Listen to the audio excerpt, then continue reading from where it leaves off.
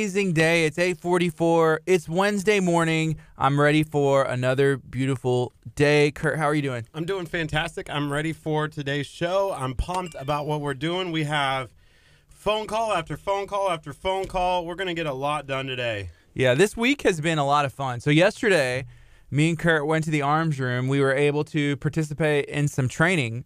This is something that they're going to start. It's called the Arms Room Academy, where you can get into real life scenarios. You can get into situations feel like and training. It was real life a scenario when the guy was like standing over there. He's like, "Oh, he's got a gun. He's got a gun," and then stabbed me. He had a marker. Well, I know, but still, anything can happen in the real world. The real world, you never know. There was a TV show about that. It was on MTV. It was called The Real World. And if that show taught me anything, it taught me that anything can happen. Do you remember those McDonald's commercials where it was like, it could happen, McWorld, or was that McDonald's commercials? Could somebody help me out? It can happen. It could happen. Well, that's another. Yeah, no, that was I'm loving it. Oh, so there's that. But hey, look, I found our stream, so I can say good morning to everybody individually as every single one of y'all tune in. What's up, guys? What's up, Colleen? What's up, Ethan? What's up, folks? Let us know. What do you guys got going on today? We're going to have Pierre in studio. I know Colleen knows Pierre. Does Ethan know Pierre? I don't think Ethan has. No, from our share-a-thon. No, Ethan was gone. Ethan was out of town on that vacation life. Vacation life is similar to cheat life when it comes to food. Because don't most people, whenever they go on vacation, they just kind of throw it out? You throw it out the window. Like if you're on a diet, you're on a lifestyle, it's just like, I'm on vacation, right? But Ethan, he was lucky. He's 16, so it doesn't matter. He can eat whatever he wants. Hey, what's up, Justin West? Justin West said, a hat today? Are you hiding the hair?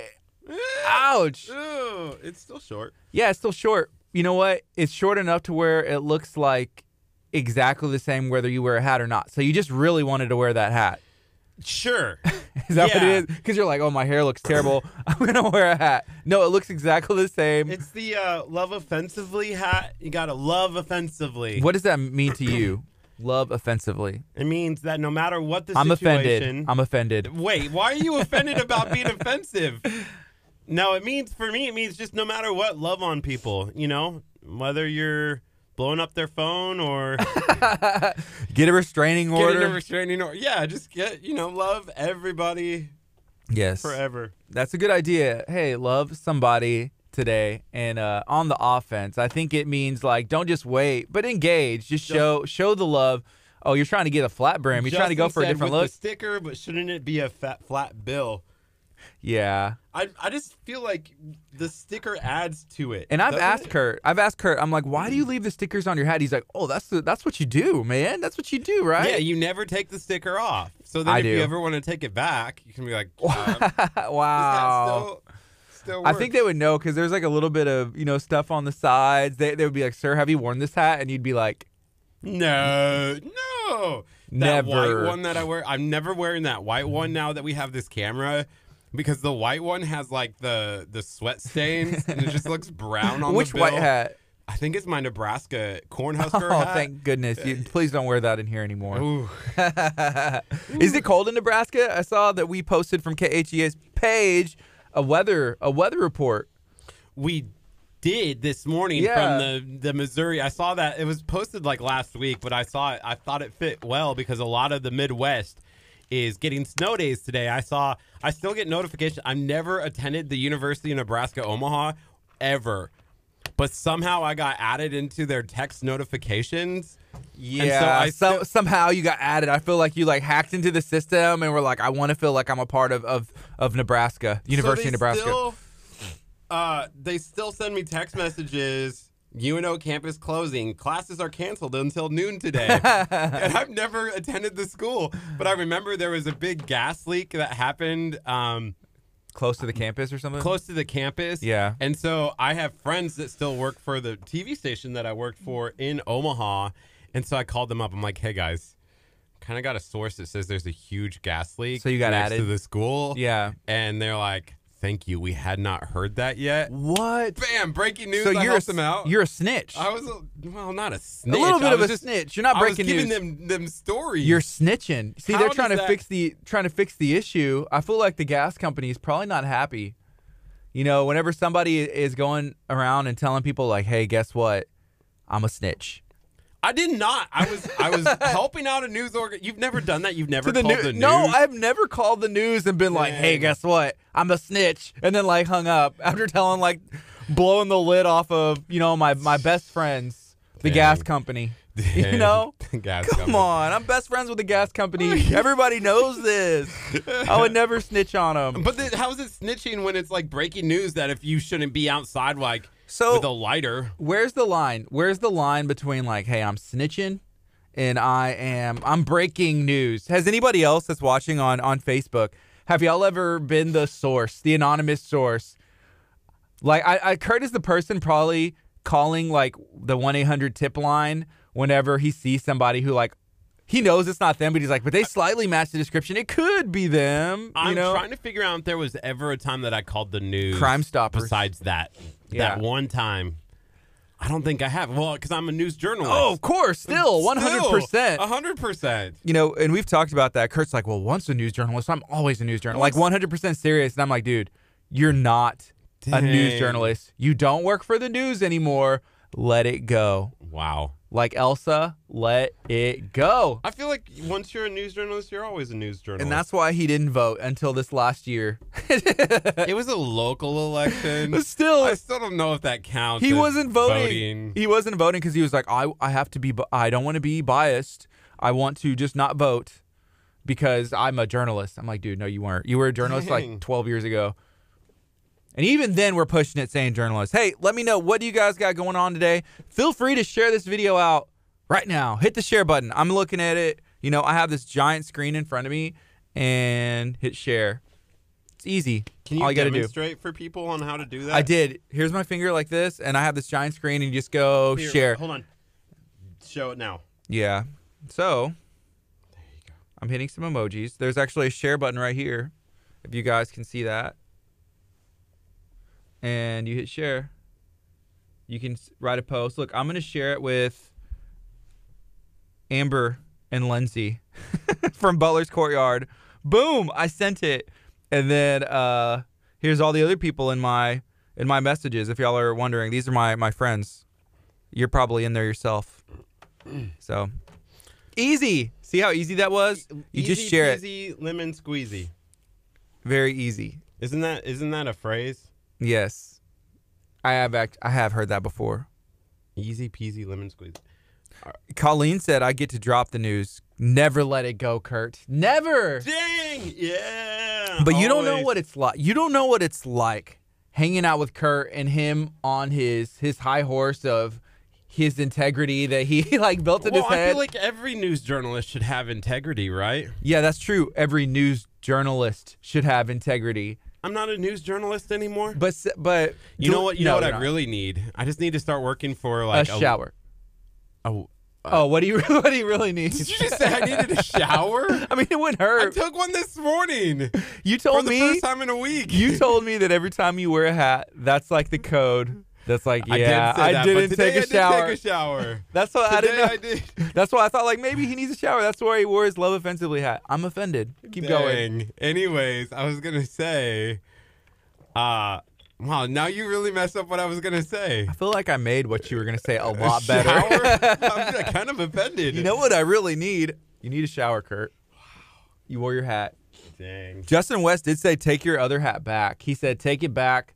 Stains and all. Stains and all? To Nebraska. No, I haven't worn it. Or Lids. Big Chris works at Lids. Oh, man. He's like, I didn't even buy this here. Don't tell on me. But Chris, will you take this back? Sure. It's brand new. It still has a little sticker on it. Just put it back on the rack. Put it back. Dang. So do you remember what you really need? You don't, huh? We're going to go. Apparently a shower. Well, yeah, I mean, it wouldn't hurt. Everybody can always use a shower. It's not like I'm showered up. You also sent that notification to me. You're in the group. Dang. With Amber and Lindsay. I am in the group with Amber and Lindsay. Yeah, we got 55 seconds left. We're going to go on the FM as well. Whenever I got here this morning, it's super windy. What's up with the wind? We're going to be taking an in-depth look at the weather report with our, as of now, official KHEA radio weatherman, who is not local. He's a national treasure. National. He is actually from Vermont, a former student of Kurt, and Curt, did you teach him everything that he knows? Everything that he knows, he learned from the greatest news journalist of all time. Dan Rathers. Me. Me. Oh. Wow. No. Dang. Yeah, no, a Houston national treasure. Kevin will soon become a national treasure He'll here. be more famous than you and I both are. That would not be hard. All right, we got 5 seconds. Good morning. You're listening to KHEA Radio 99.5 FM. This is Kickstart. I'm Gardy. And I'm Curt. And it is a beautiful Wednesday morning. I'm not sure what you got going on today. Maybe you're in the car. Maybe you're driving to work. Maybe you're already at work. Maybe you're Alicia sitting in the accounting room, helping us out every time that we stumble and fall. But we appreciate you, Alicia. Thank you. Yeah, if you were listening to 99.5 FM this morning, I apologize. You got a special treat. You got a special treat today. So yeah, that's what's up. As it turns out, our equipment is still rather new, and we're still getting used to using it. So you might have heard some, Easter eggs, tidbits. The mics are on. We didn't know. Just little stuff like that. We apologize to anyone that we offended over the air that was listening, us talking about whatever we were talking about. It's one of those things where we have to stop and think, what were we talking about for the last 3 minutes? Even the last 30 seconds? Who knows what was coming out of our mouth? But it's like, did we say anything that's offensive? No. No, we're okay. So thank you for joining us this morning at 99.5 FM. Thank you for listening at KHEAradio.com. Facebook, thank you to you for joining in on this stream. Feel free to share it out. Hit the like button, hit the heart, hit a react. We still have these tickets that we're giving away. Yeah, you have a chance to go to Mamma Mia. We're still trying to find one person that says, hey, I really want to go to Mamma Mia. Mamma Mia, Mamma Mia. Mamma Mia, let me go to this musical that's going to be taking place in Santa Fe at the Santa Fe High School Auditorium. First person who says they want them, hey, you know what? You can have them. It's two tickets. It's this weekend, January 31st, February 1st, and February 2nd. There's multiple showing times. You'll have the opportunity to go. This is put on by the high school. So if you want these, let me know. Let me know quick. They're going like hotcakes. We've already talked to a lot of people that say, hey, I already have my tickets. I wish I would have known. Yeah, or if you're listening over the FM and you want these tickets as well, please give us a call at 346-704-1806. If nobody calls, I'm taking them. Kurt's going.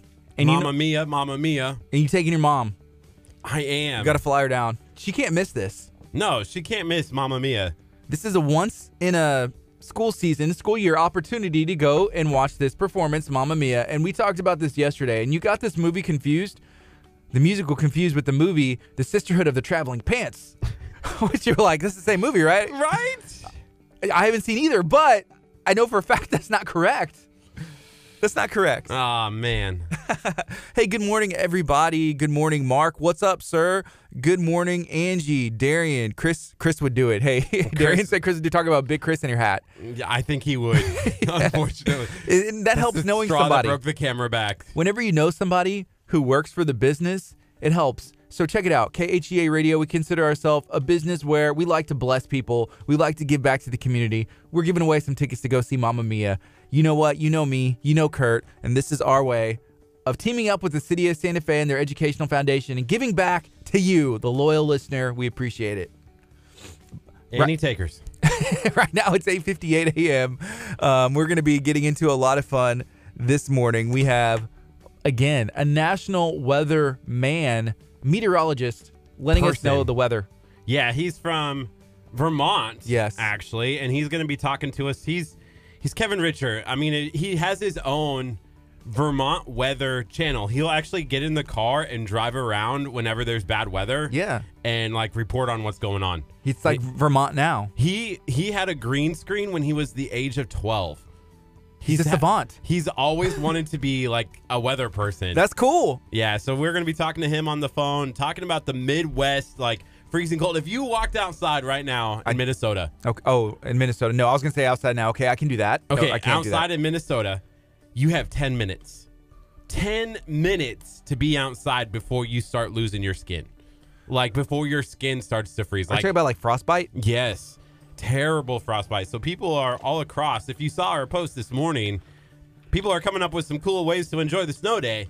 But we here in Texas, we don't get snow days. We just get cold weather. I'm good without snow. You know, I feel like it's a treat once every 10 years, and I'm okay with that. Other than that, hey, I'm good to go. You know, it's kind of cold today. I doubled up. I probably should have brought a bigger jacket. I didn't think it was going to be that. I looked at the weather and I was like, oh, high of like 56. And this morning it was cold. It was freezing. Dropping my son off to school, and he's like, I don't want to wear a jacket ever, like in the house. I'm like, yeah, you're saying that now, but when we get out of the car, he's like, I'm cold. I'm like, I know, hurry, let's go.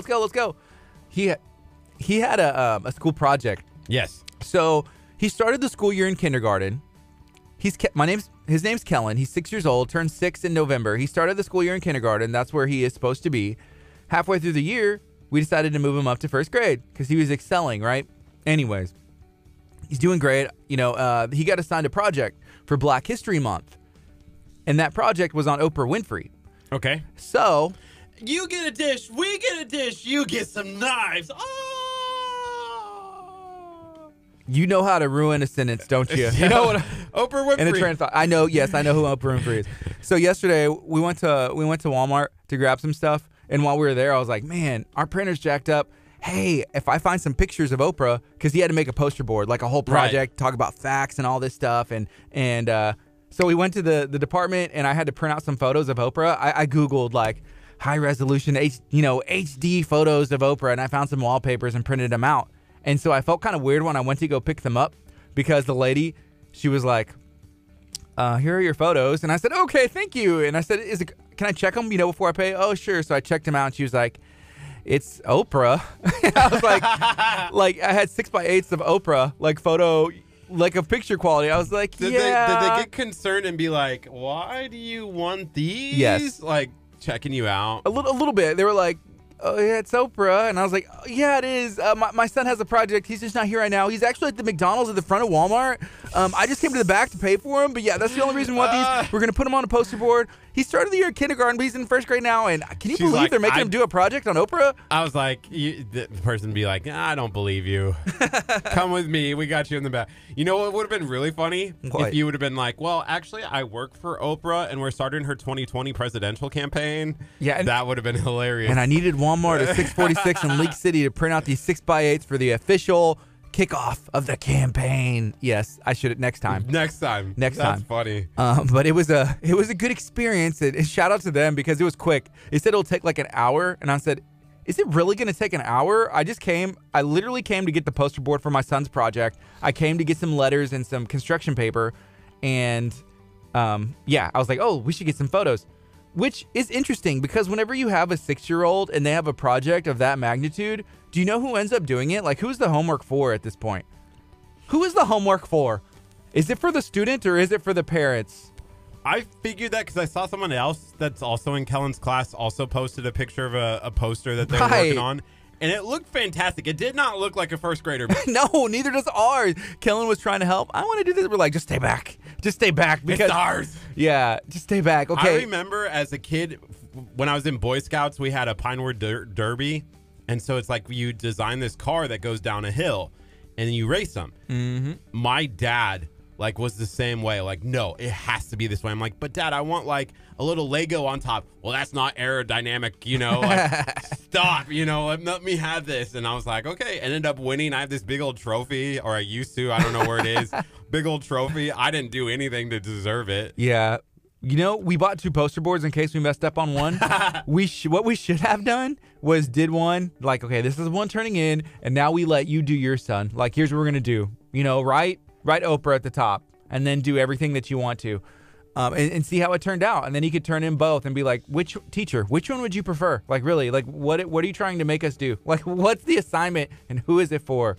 Dang. But I know a bit about graders. Oprah. Oprah loves dogs. Seriously? Apparently. Did you get that from Wikipedia? Possibly. Oprah also has her favorite pizza restaurant is in Phoenix. Shout out to Arizona. Apparently got some Oprah approved pizza. She's a billionaire. She's also a TV producer. She had a TV talk show. It was on TV. Have you ever heard of it? No. Oprah. It's called Oprah. Oh, really? Man, yeah. So she's been into a lot. She has her own network. Yep. Yep. She's the Oprah Network. Born in Mississippi, lives in California, doing the thing like none other. One day, someone's going to make a poster of Gardy. You know. Yeah, For what? What appreciation month? It would be like, I can't even think of like Weird Guy Appreciation Month or something like that. Oh, yeah, I know what I'm going to do. You got to sign Gardy. You never know. There might be already a poster of you out there somewhere. I hope not. A little kid was like, I really like Gardy. Like wanted. Like cash reward. No, Curt would call Crime Stoppers on me. Snitch. He'd be snitching away. We were talking about that earlier. Has anybody ever called like the tip line for like news? That's a good thing, I suppose, depending on what it is. You know, if there is a situation or you see something, hey, report it, act on it. But I'm talking like non-threatening stuff.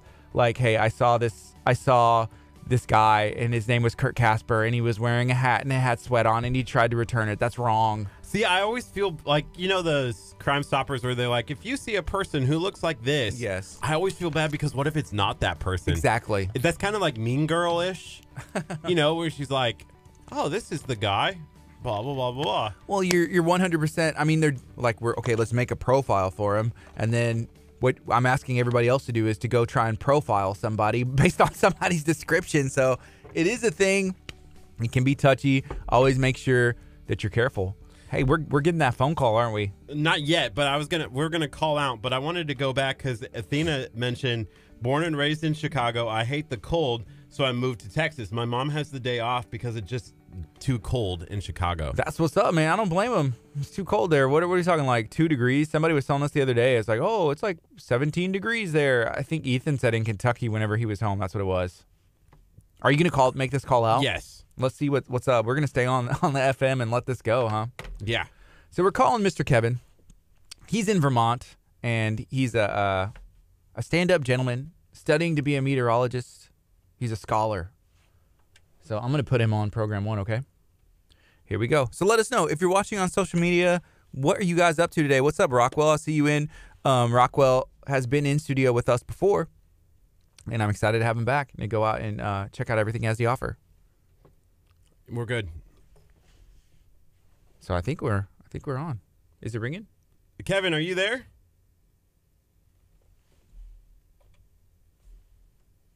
Apparently it's not working. Hey, we're going to take a quick break, make sure that we get this situated, and when we come back, we're going to have a quick look at the weather.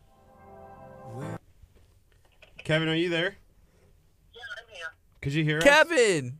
I can hear you guys. Oh, he's on speakerphone. Okay, I have him on... Audition? I have him on audition.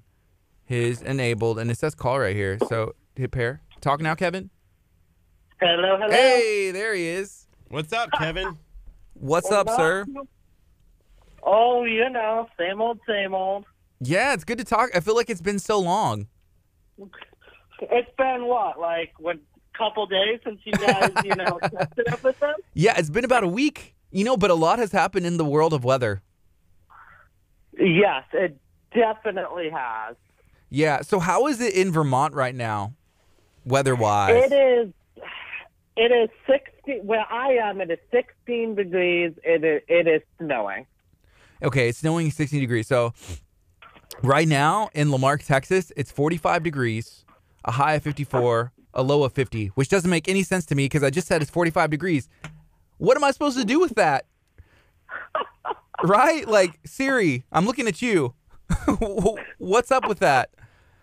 Oh, that's the one thing that, with looking at Siri, looking at the Weather Channel, stuff like that, it just doesn't, I don't know. Yeah, we're looking at like amateur stuff over here, right? Yeah, pretty much. And I trust Siri like a lot, but whenever she lies to me like this, it makes me rethink everything. Right? Like whenever I ask her other questions, I talk to Siri all day long. Like, hey Siri, what's the... Okay, she's going to hear me. I have to cover her speaker so she won't just get mad at me. When I'm like, hey, and I ask a question, she tells me something. Now I don't know. Are you telling me the truth or not? Right? Like, Siri, it seems like Siri sometimes lies. Like, yeah. So it's 16 degrees in Vermont. Are you jealous of the weather we have here? Like this 45 degrees? I'm jealous, but you guys probably think that's cold. It's freezing. Yeah, there's a reason I moved to Texas, Kevin. for the beautiful 45-degree Wednesday mornings, right, Kurt? Yes, beautiful 45-degree Wednesday morning. Yes. Oh, goodness. I miss that. I 100% miss the 40s. Like, You missed the 40s? if it was 40 degrees out here right now, I'd be outside in a T-shirt. What?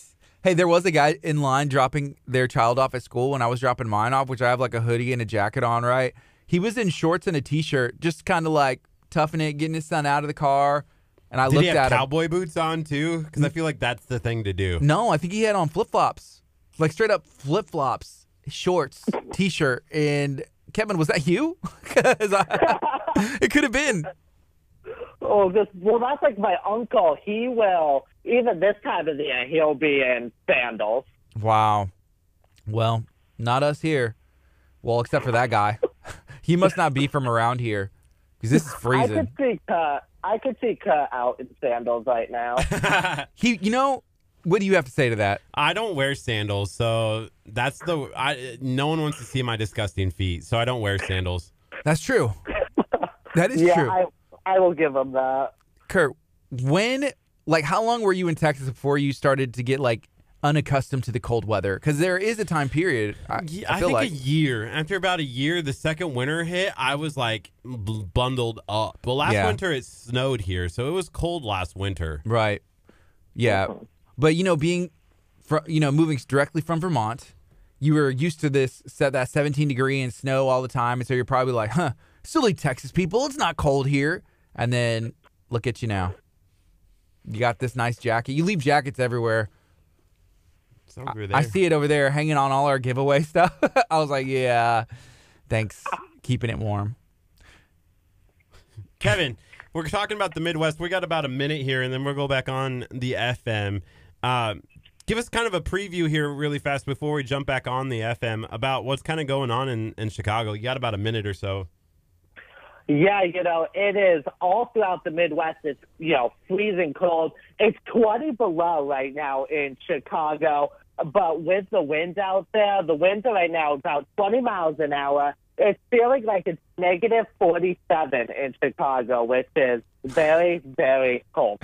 Yes, that's like colder than the freezer. Like you get into the freezer. Yeah, I saw a meme that somebody shared and it said whenever the recipe tells you to chill your cheesecake in the refrigerator for an hour, and it was a picture of a guy just like sitting, like to chill in the fridge for an hour, and he was just like sitting in there. It's pretty cool. Okay, we got 15 seconds, and we're gonna go on, and we'll introduce you, and we'll get back into this weather and learn why is it so cold in Chicago.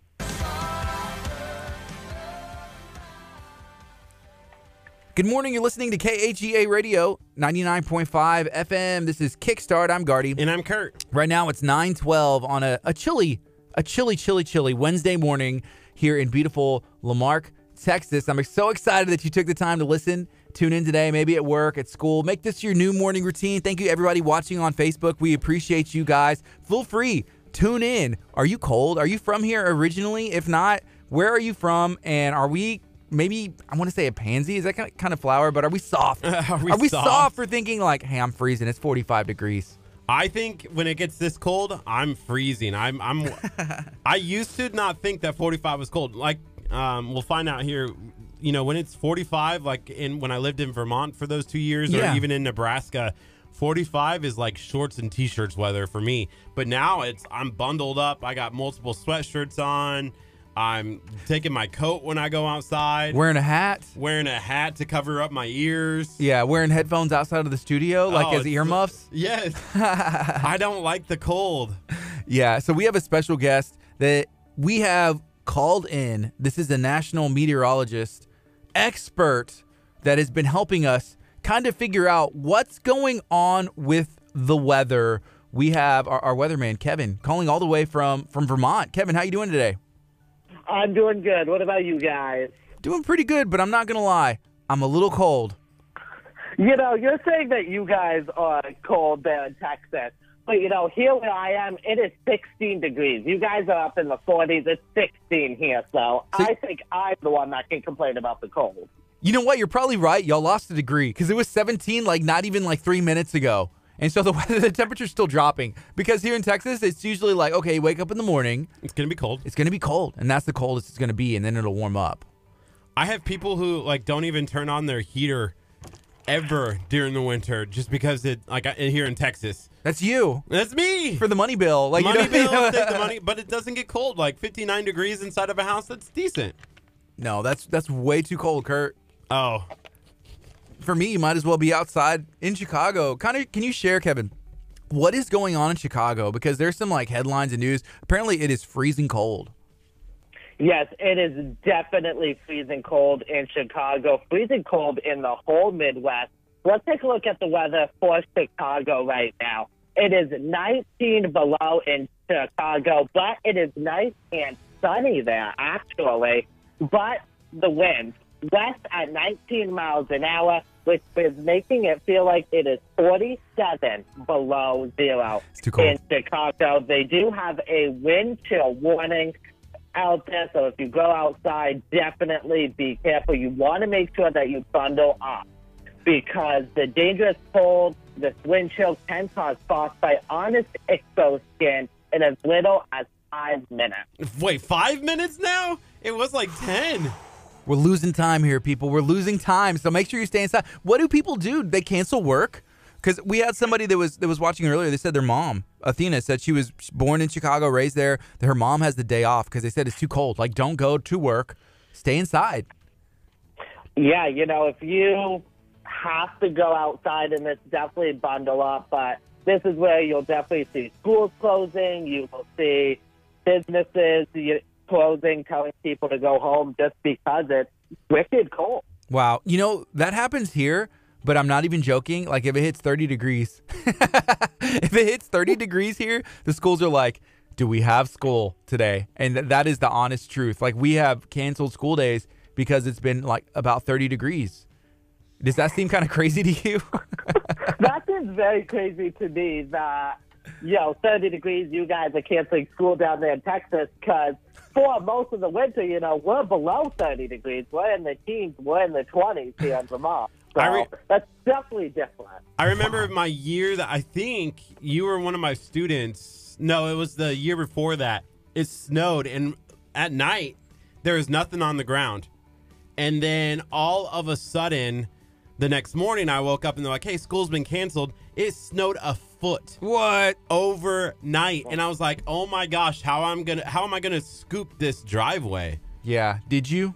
I did. I had to. I spent all day. That was my snow day. It was outside shoveling the snow. And then the snowplow guy would come by and just plow it back into the driveway. I'm like, really? And I'm like, curse you, snowman. What? Snowmobile driver. Was there a snowman driving the snowmobile? Is this what I'm learning? Why didn't you just you should have just skied to work. Like, throw on some like skis and just be like, well, here we go.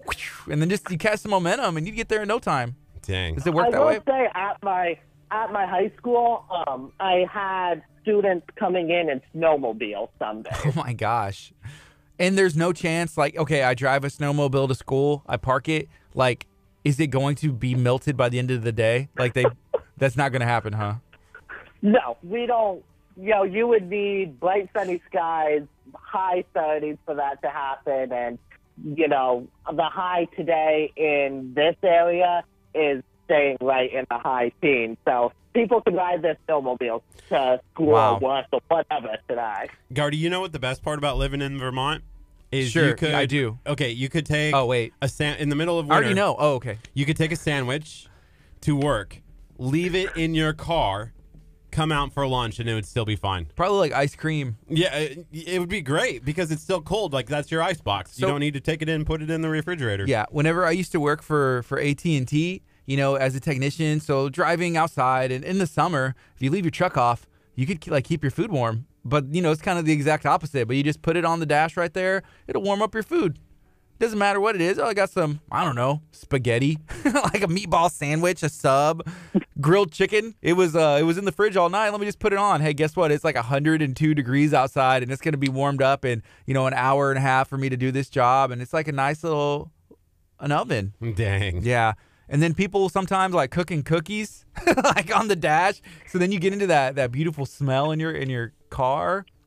Hey, that's a good day. That's what's up. Yeah. So Hey, Kevin, you ever thinking about just keeping ice cream in your vehicle? Just as an option? I mean, I haven't kept ice cream in there, but I've definitely forgotten my lunch in there the last couple of days for work, and I at least can go out, get it, and just warm it up and not have to worry about it being spoiled. Yeah, that is one of the advantages. Is that the only? Is there any other advantages you can think of for having the weather be 16 degrees right now where you're at? No, I cannot think of any advantages to that. Well, I just thought of one, fashion. Because here, there's jacket season. It may last like 2 months. You may get a couple jackets you get to wear. But over there, it's just like, man, you can wear something all the time. Like I got a jacket wardrobe. There's that. If you have that to look for, that's it. Yeah, most of it, your late fall through the winter, early spring, so almost half of the year over, we could wear jackets. I do have probably 5, 6 different jackets, so. Curt has one.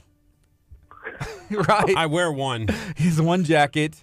And oh man, I always remembered you had to have like 8 jackets when you lived in Vermont. I tossed them all before I moved to Texas. Yeah, you did. Yeah, because he was like, I don't have a jacket. And I'm like, go to Walmart and buy a jacket. I got rid of like all of my sweatshirts. I'm like, I'm moving to Texas. I don't need any like long sleeve shirts or pants. I only had shorts. Yeah, you bought cowboy boots. That was like one of the first things you did. Yeah, I was like, oh yeah. I was wearing cowboy boots with shorts. Yeah, the good thing about it is like his cowboy boots are now broken in from them being here a couple of years, so he looks legit, like boot-wise. Because sometimes you can tell, like someone's like, those are brand new boots. They haven't been used, haven't been worn. He's never, but now you can't tell. Which is great because our Houston Livestock Show and Rodeo is about to go on. It's a massive, we'll need those lot boots of fun. Ready for when we go out there and do our live show from there. Yeah. That's going to be fun. I want to get like straight up cowboy boots, but the only issue I have is I think I'd have to wear like different pairs of pants because like my jeans are too snug on the bottom for like traditional cowboy boots. That's where you wear the cowboy boots on the outside. Yeah, that's too much. That's like something that usually girls will do and then like guys who are working hard, and that's not either. You're not either of those. Hey, Kevin, can you give us the weather report for like our area down here in Houston, Texas whenever you get a chance? Yeah, I'm set up to do that right now. Sweet, let's go. All right, so good morning, guys. Here's a look at your forecast for the Texas area. Right now, you are seeing temperatures in the mid to low 40s across the region. Only a light wind for you guys, 8 miles an hour, making it feel like it is in the high 30s. Take a look at your forecast today. We're going to be partly cloudy skies, highs in the mid to high 50s. Tonight, we're going to be staying partly cloudy, lows getting down into the mid-40s. And then we do have some rain coming into the afternoon on Thursday. You guys are going to be in the high 60s for highs. And then Friday, we're going to be seeing cloudy skies, 68. And as we go into the weekend, you guys will be going up into the 70 degrees for your high on Saturday with some thunderstorms in the morning. And then showers on Sunday with a high of 76. That was beautiful. And I have to say, even 60 degrees is too cold. Like, will we get snow with those thunderstorms that are coming in at 60 degrees? No? If you guys get snow at 60 degrees, call me. 'Cause I will be able to play that. That's breaking news. Breaking news. Yeah, 100%. Hey, Kevin, thank you so much for joining us today. We appreciate what you were able to do for us, and we'll be calling again. Hopefully it warms up. Thank you for having me, and I'll definitely be on whatever you guys need. Hey, Kevin, I have to ask one question before you go. Oh, goodness. Okay. You have to tell all of your friends to like KHEA radio because we'll be calling you so they can tune in and listen to the weather report. Will you help share it out? I will do that. Okay. You're the man, Kevin.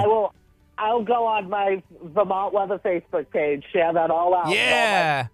That's what's up. Hey, stay warm. Stay warm. I'm getting worried about you guys up there. 16 degrees is too cold. Y'all, there's actually room here in Texas. If y'all want to move down here, I would not blame y'all. I am looking for a roommate.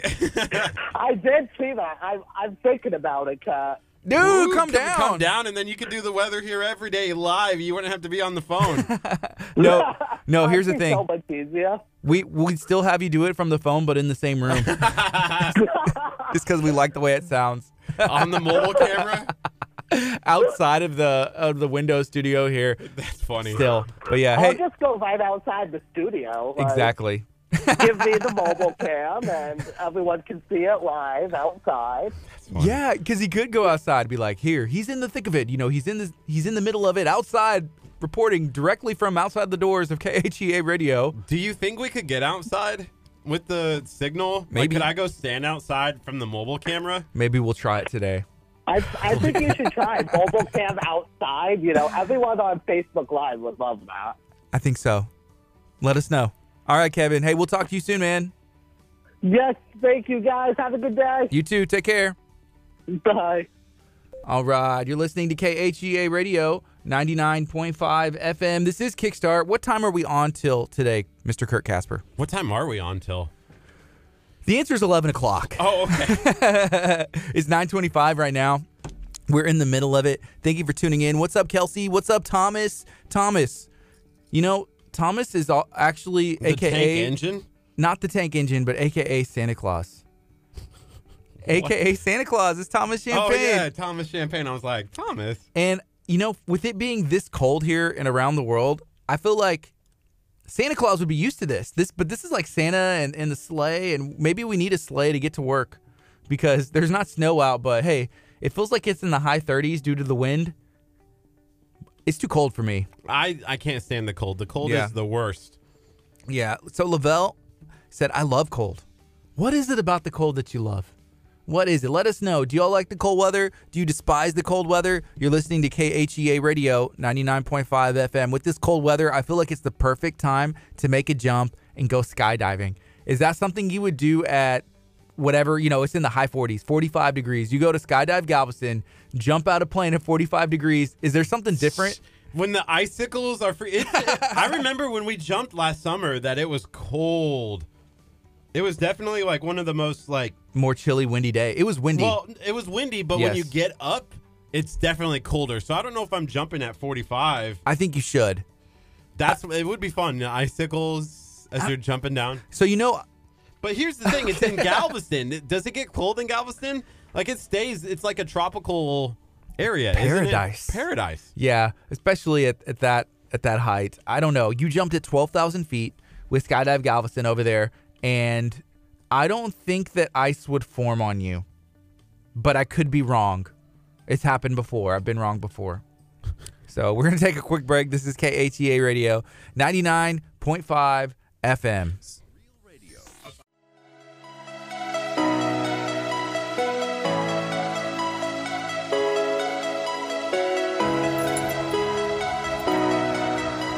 This is Galveston. As I shut this door, that's it. Next time this door opens, you're going skydiving. Yeah. Right, Miles? Yeah. No girly screams going out the airplane, right?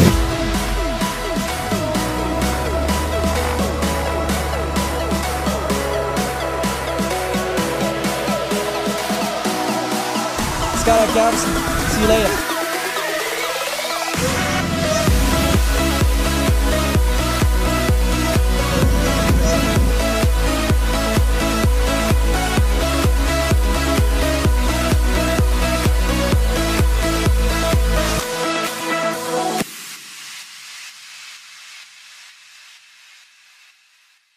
What's up, everybody? That was a look at Skydive Galveston. That was our good friend, Captain Miles Delgado, jumping from a perfectly good airplane at 12,000 feet, landing on the beach. That's something Curt had the opportunity to do as well. And I was on the beach. I actually did an Facebook Live, rather, from the beach, kind of just showing what it looks like from the ground. I jumped, and I would definitely jump again. If you haven't had a chance to go to Skydive Galveston, Jump. You literally land on a beach.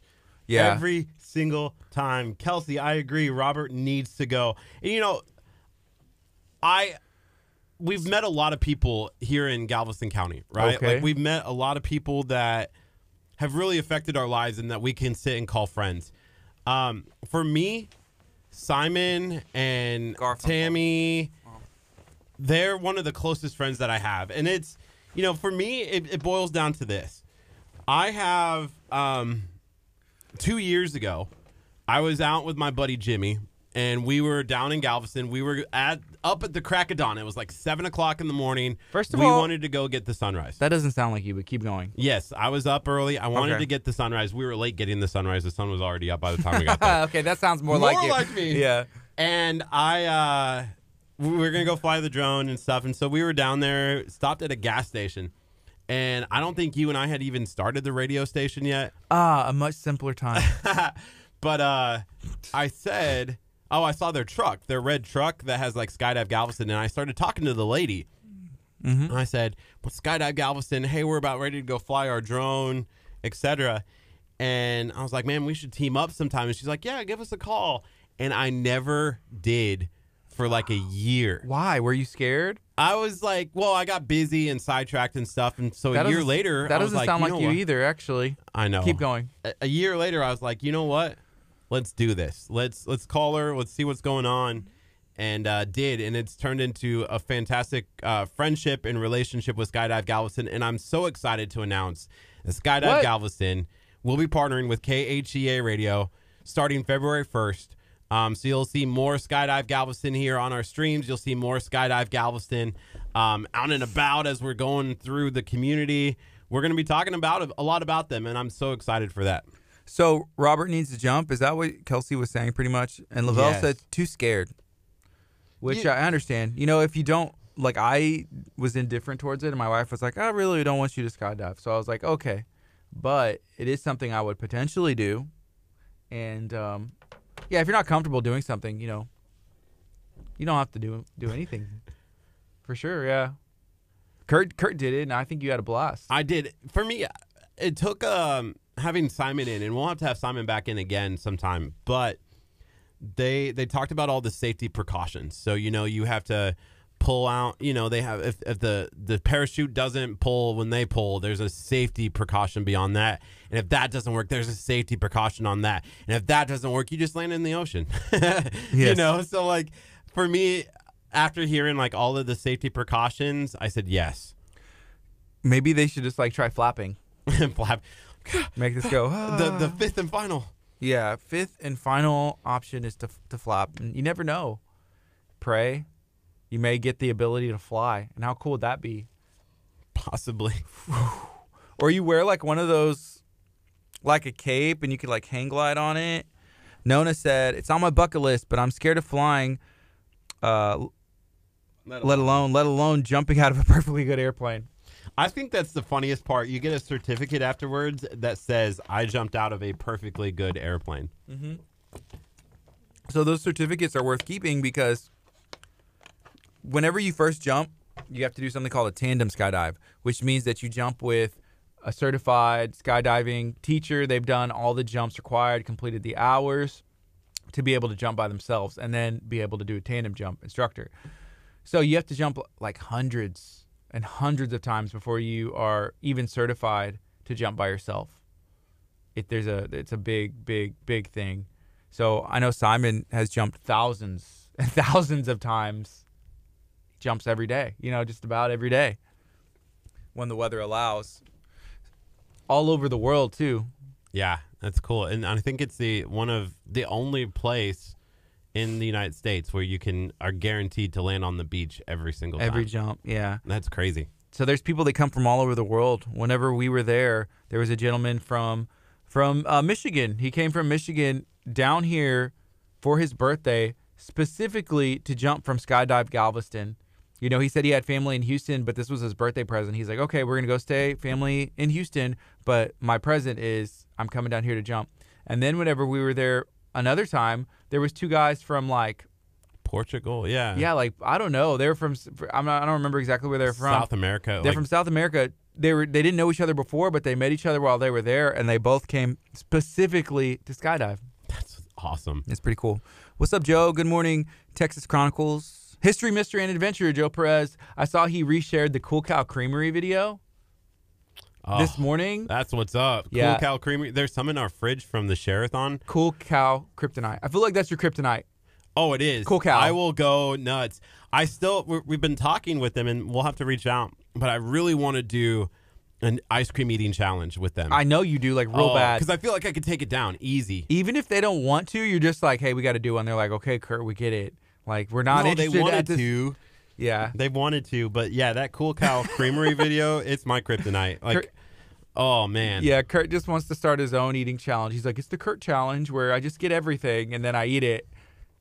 What was the pancake eating challenge that you showed me this morning? Like, what does that consist of? See, I don't honestly know because it was a live video from. So if anybody listens to Sports Talk Radio, there's a DJ named Josh Ennis. Somebody tag him if you know Josh Ennis. He's on air right now. But he was at a restaurant. Okay. And they look like pretty good pancakes. But they broadcast out of Houston. It's Sports Talk 790, I believe, or 740. It's either 740 or 790. One's in news, one's radio. And okay. They switch back and forth, right? But they were doing a pancake challenge, and I don't know where. And that was his sports talk show. Like, he did a Facebook Live from it, and they had their mics, and they were on scene and all that. The one thing that I find intriguing, growing up, speaking of FM and AM, the radio station in my hometown, it's called KRVN, and it was like for farmers. Is there only one radio station in like from your hometown? Yes, Lexington had its own KRVN. But it was for farmers, and so farmers would tune in and listen, and they would give like cattle prices, corn prices, and stuff like that. It was the most boringest thing. Would you listen? It would be like 5 minutes long, and this one is this price, and this one is this price. Would you listen? No, I'm not a farmer. I don't know. You're describing the station I'm on rather farmersonly.com, but yeah, no. There's farmers, and they tune in, but they had an FM and an AM broadcasting the exact same thing. Okay. So I think, what if we had an FM and an AM? That's a possibility. You don't like the AM. No, I listen to some AM. I would listen to sports talk, and they'll play the Rockets games if I'm in the car, and yeah, I don't mind. But I think didn't you say like that other day when we were in the car, you're like, AM, it sounds like so different than FM. Yeah, the quality is not as good usually as FM. I think everybody knows that, Kurt. You don't agree? Does the AM sound better quality? I don't remember that being an issue in Nebraska. Maybe it's just a Texas thing. Oh, I don't know, because I've never listened to AM radio anywhere else, I suppose. But I did notice the difference when we were driving. I was like, 100%. It's night and day. Oh, Maybe man. y'all's FM in Nebraska, because y'all had only like one radio station, was just garbage anyway. So it was like garbage and garbage. It's just garbage. It's just garbage. One of the things that was really funny. Here's our garbage I remember corn. They're like, oh, the AM, on the AM, we just got picked up, like somebody tuned in from the Netherlands or something on the AM, because the AM signal can travel further. And so you get more coverage area with an AM signal than like an FM signal, because there's not a whole lot of AM signals.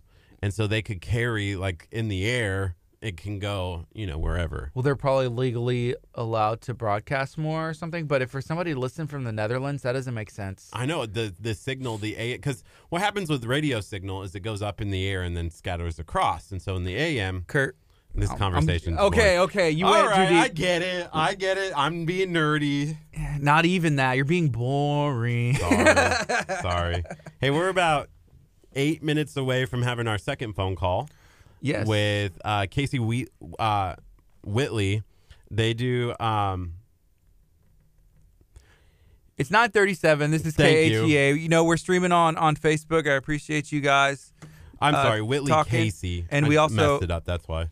So Joe said, yeah, let's do a challenge soon. Yeah, we'd been talking to him, and we need to do something. Let's do a challenge there and make it happen. Kurt says he can knock it out. I don't see it happening, because every challenge he's ever been in so far, he has failed. I just failed the miserably. I just failed the one. Cinnamon roll, the Domingo burrito. I mean, you talk a big game about life and everything, even calling out people that aren't even like asking to be called out, and it usually doesn't end well. It ends with you like with a stomach ache, be like, I am hurting. Listen, I almost did that cinnamon roll challenge. Dude, you weren't even close. Oh, it was so much close. And the Domingo burrito either. At Los Compas. Has anybody been to Los Compas in Galveston? Yeah, we know some of the family that owns that restaurant has been there for a long time. They do delicious breakfast, burritos, and all kinds of stuff. Oh, man. They have menudo and barbacoa, and that's usually what I get whenever I go to places. And it's delicious. So I have a plug, and sometimes she'll just bring me the menudo. The menudo plug knows, hey, I need to check on Gardy. You looking? I'm like, yes, always. And they just bring me a bowl, and I'm tearing it up. Homemade tortillas and everything. Hey, we should make a teaser for our Talk of Taco. We should, and then we could play the video. Yeah. We're going to do a meeting, I hope, one of these Saturdays coming up at Benito's. Yes, the Talk of Taco meetup. But make sure that y'all are a part of our Talk of Taco Facebook group. You know, I got thinking about it whenever we were talking about that Domingo burrito at Los Compas in Galveston. So that may be a place that we go check out. We're on a hunt. We're trying to find the best taco in the world, but we'll see what happens. Sweet. Yeah, so Whitley Casey is going to be calling it. We're going to be calling him around like 9:45 to talk about his new single, Call on Jesus. It was on the top of the charts a week ago. Yeah. And I thought, I'm like, yeah, it's one of our songs that we actually play right here on KHEA radio. Full-time musician, singer-songwriter, lives in Troy, Texas. So here's something else. Joe said we should do a polar bear type challenge for charity. Jump into the pool in this weather. 45 degrees, feels like 30. We get Curt into a pool. Yeah, we could do that. Maybe even from an airplane. For a Klondike bar? We can get him into like the ocean from an airplane where he just like jumps out. And then he's like, oh, it's 40-degree weather. The water feels like it's 20. And then we just put him in there. We had a winter jamboree in February in Nebraska. And so February is cold in Nebraska, and there's usually snow. Okay. But I remember you stay outside. Like, so you're in a tent, you're out in the elements, and like you have to go and do these challenges, but you have like a dog sled, but you're the dogs. And there's usually one person carrying the sled, and all your gear has to be on that sled. And so you have to like carry the sled. And I just remember that as one of the things, but it was cold. And I think we did a polar bear challenge into the lake in February, and it was awful. Okay. I tried to block it out of my head. Oh. Okay. Nebraska people, right? I don't know what else to say other than Have that. you ever done that? Like jumped into when it's like, but see, I feel like 45 degrees isn't cold enough. I feel like we have to wait till February. It's like below 30 and jump in. Well, we'll push you in the 45-degree weather and see if you think it's cold enough, I guess. We can ask you. I don't know. I'm not doing it. You're not doing it? No way. You can get sick. Like if you jump into cold water like that, your body like really reacts. But you've done I'll get sick if I sleep with the fan on too high. If the fan's like on high, I'm just like wake up the next morning. I'm like, oh, this is the worst. Not even joking. You like feeling normal temperature. Normal temperature. Yeah. If anything, I'd rather be hot. I'd rather be. Why are you rolling your eyes at me? Because when you get in my car, you always turn on the AC. Yeah, I'd rather feel normal, but if I had a choice, it's like, hey, it's going to be like 20 degrees outside or it's going to be like 100 degrees. I'm picking 100 degrees every time. That's coming from, I know I mentioned earlier, I used to be a technician for AT&T, right? So, hey, working in, if it's like 30 degrees, nah, I'd rather work in it 100 degrees because that's easier just to be out in consistently for me. Yeah. Thanks, Lida. What's up? Lida, what are you doing?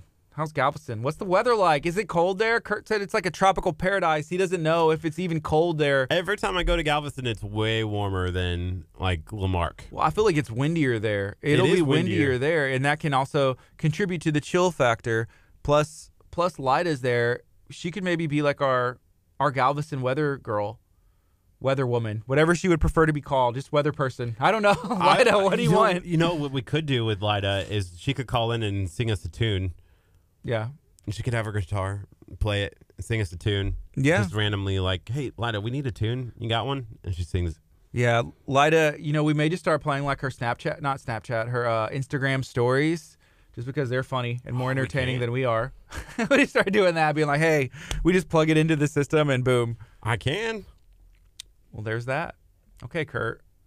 Can y'all see? I'm glad y'all can't see Curt's phone over here. Do you ever feel like you need to re-examine your Instagram stream? When everything pops up and there's like a weirdness up? Yes. Maybe you delete somebody whenever you're not allowed. Like, if you're concerned, am I allowed to open this in church? Like, should I be looking at this if my pastor was like behind me over my shoulder? As I'm opening up Instagram, I feel like I can't control what other people post. You can't control what other people post, but you can control what your phone allows you to see. Lida doesn't even have a news story. They only last for 24 hours. Lyda, The day is young. Here, I'm Post going it. under the table because I dropped my cap. Lyda, post a story. That was the weirdest thing ever on camera. I'm back. It's so weird. There's times when I'm like, oh, I need to sneeze, and I sneeze, and I'm like, oh, they just watched me sneeze on camera. Yeah. And we talked about how you could easily just like switch the switch the camera. But you don't know when you sneeze. You don't have time to be like, ouch, ouch, ouch. Is that how you sneeze? Yes. Darian, come in here. It's locked. Oh, it's locked. Will you let He him just in? kept walking. Wait. Come to this one. Either one. Hey, we're gonna get. Can Darian sit down for a second and say hi? Yeah, that's fine. You want to come say hi? And then we got to make that phone call. Or you wanna 'cause say it's hi like real quick? 9:44. So this is Darian. Darian is here, working with us, doing some cool stuff. And how's it been going so far? Good. So I'm our intern on the techie side of things. Yes. For this semester, and so I'm out working on audio and visual stuff. And Cool. What program are you in at school? I'm studying at San Jack Central, and I'm in the audio engineering and music production. Cool. How's it been going so far? Good. This is my last semester, easiest. Really? Of the So this is the last semester before you last semester finish? before I graduate. Yeah. Dude, that's cool. So I'm graduating in May. So I have my internship that I have to be here for at least 15 hours a week, and then I have one class Okay. that I have to be there on Mondays and Wednesdays. So That's cool. Hey. easy going, easy stuff. Well, we need to sneak you in here for some time whenever. So you'd be down, huh? Yeah. Hey, Yeah. we're just about ready to take your phone call. This guy. We have a phone call with a musician who we've been playing lately, so we're excited. And with our new equipment, we're going to be able to patch him in. Yes. Sweet. Cool.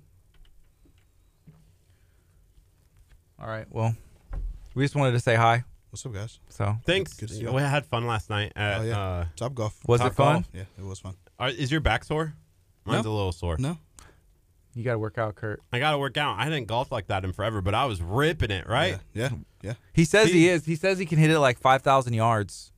I don't think that's. He's humanly like Uncle possible. Rico Oh yeah. over yeah, here because yeah, we were yeah, at Skydive Galveston the other day, and they have like a driving range and like a putt tin golf thing.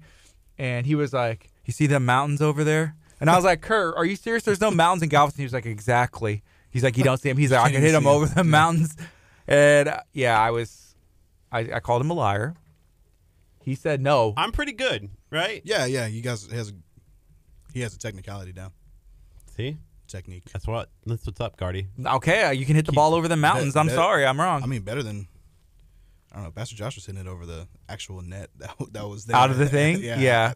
Was Kurt doing that? No, I didn't think he so. didn't have the distance. Not yet. Not yet. Catch Not him. yet. I We'll believe catch him. Cool. Better than me though.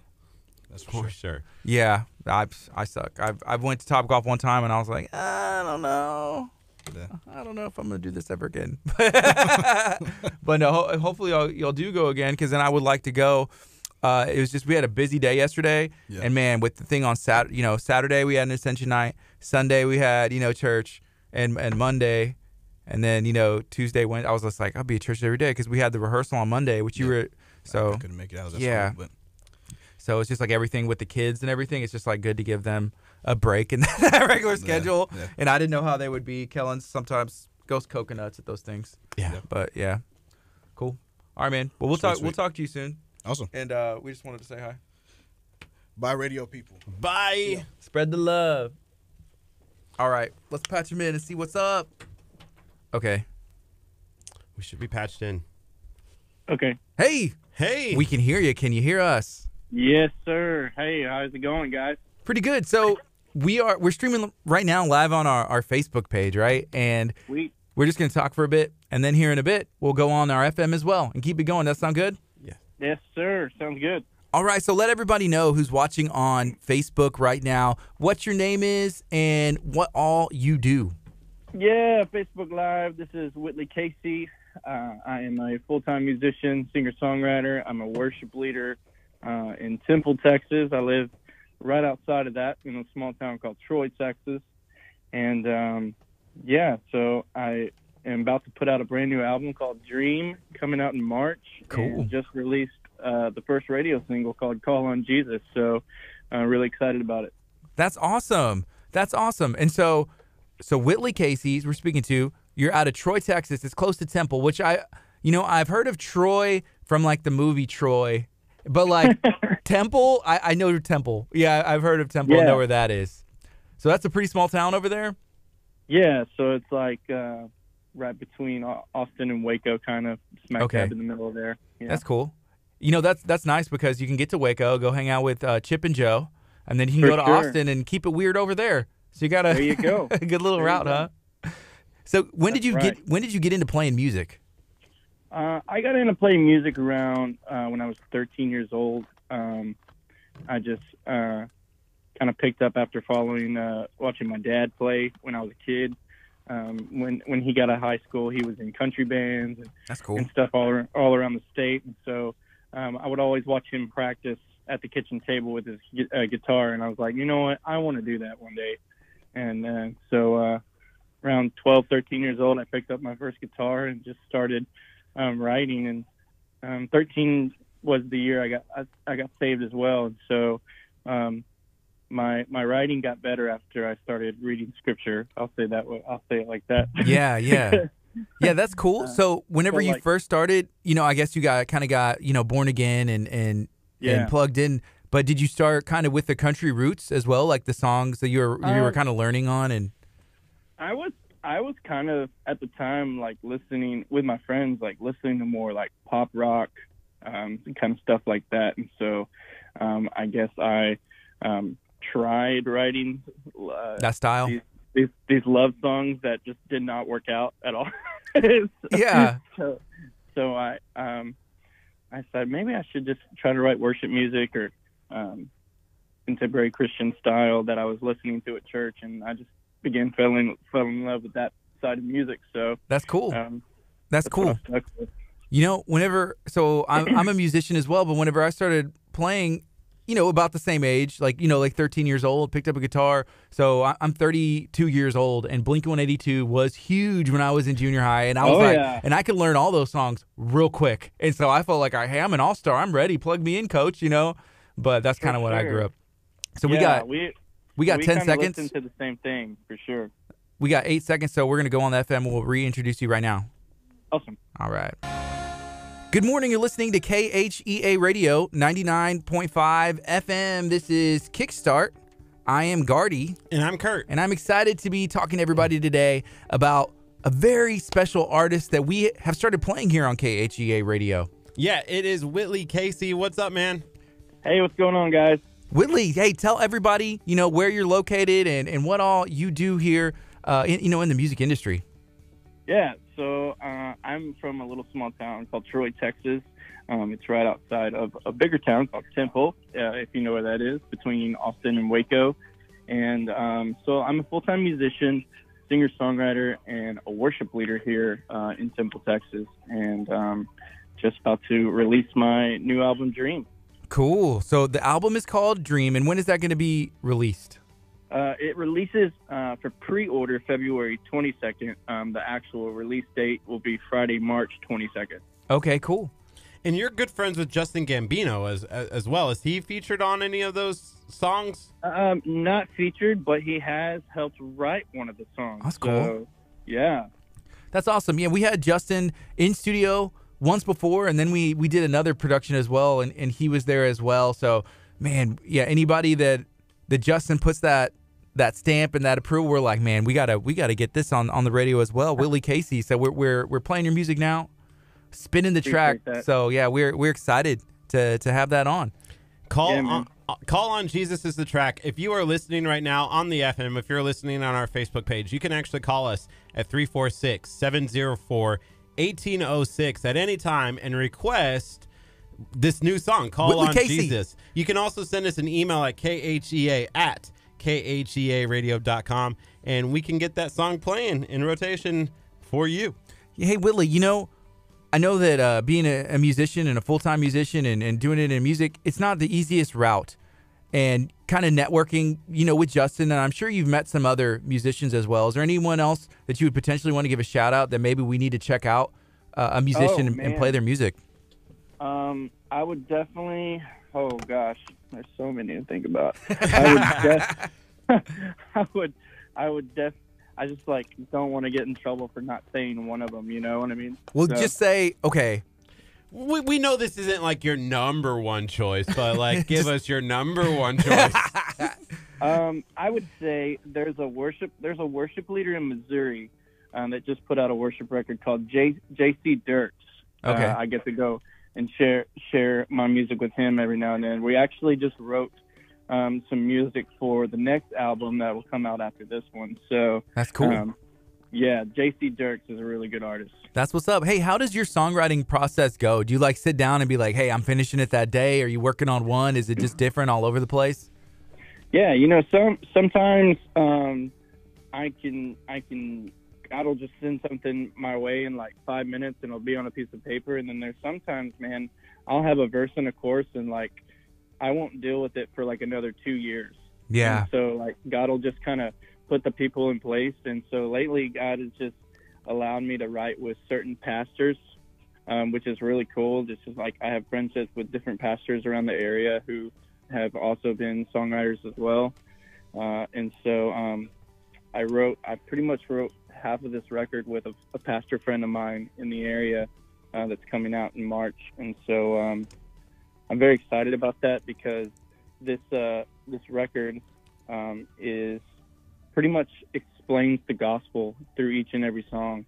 And so like once you share the CD with somebody, you're pretty much giving them the gospel in their hands. It's really cool. That's what's up. Hey, so tell us a little bit about what is Call on Jesus, and what is that for you, and what has that meant for just everything that you've been able to do? Yeah, so Call on Jesus is pretty much my testimony in one song.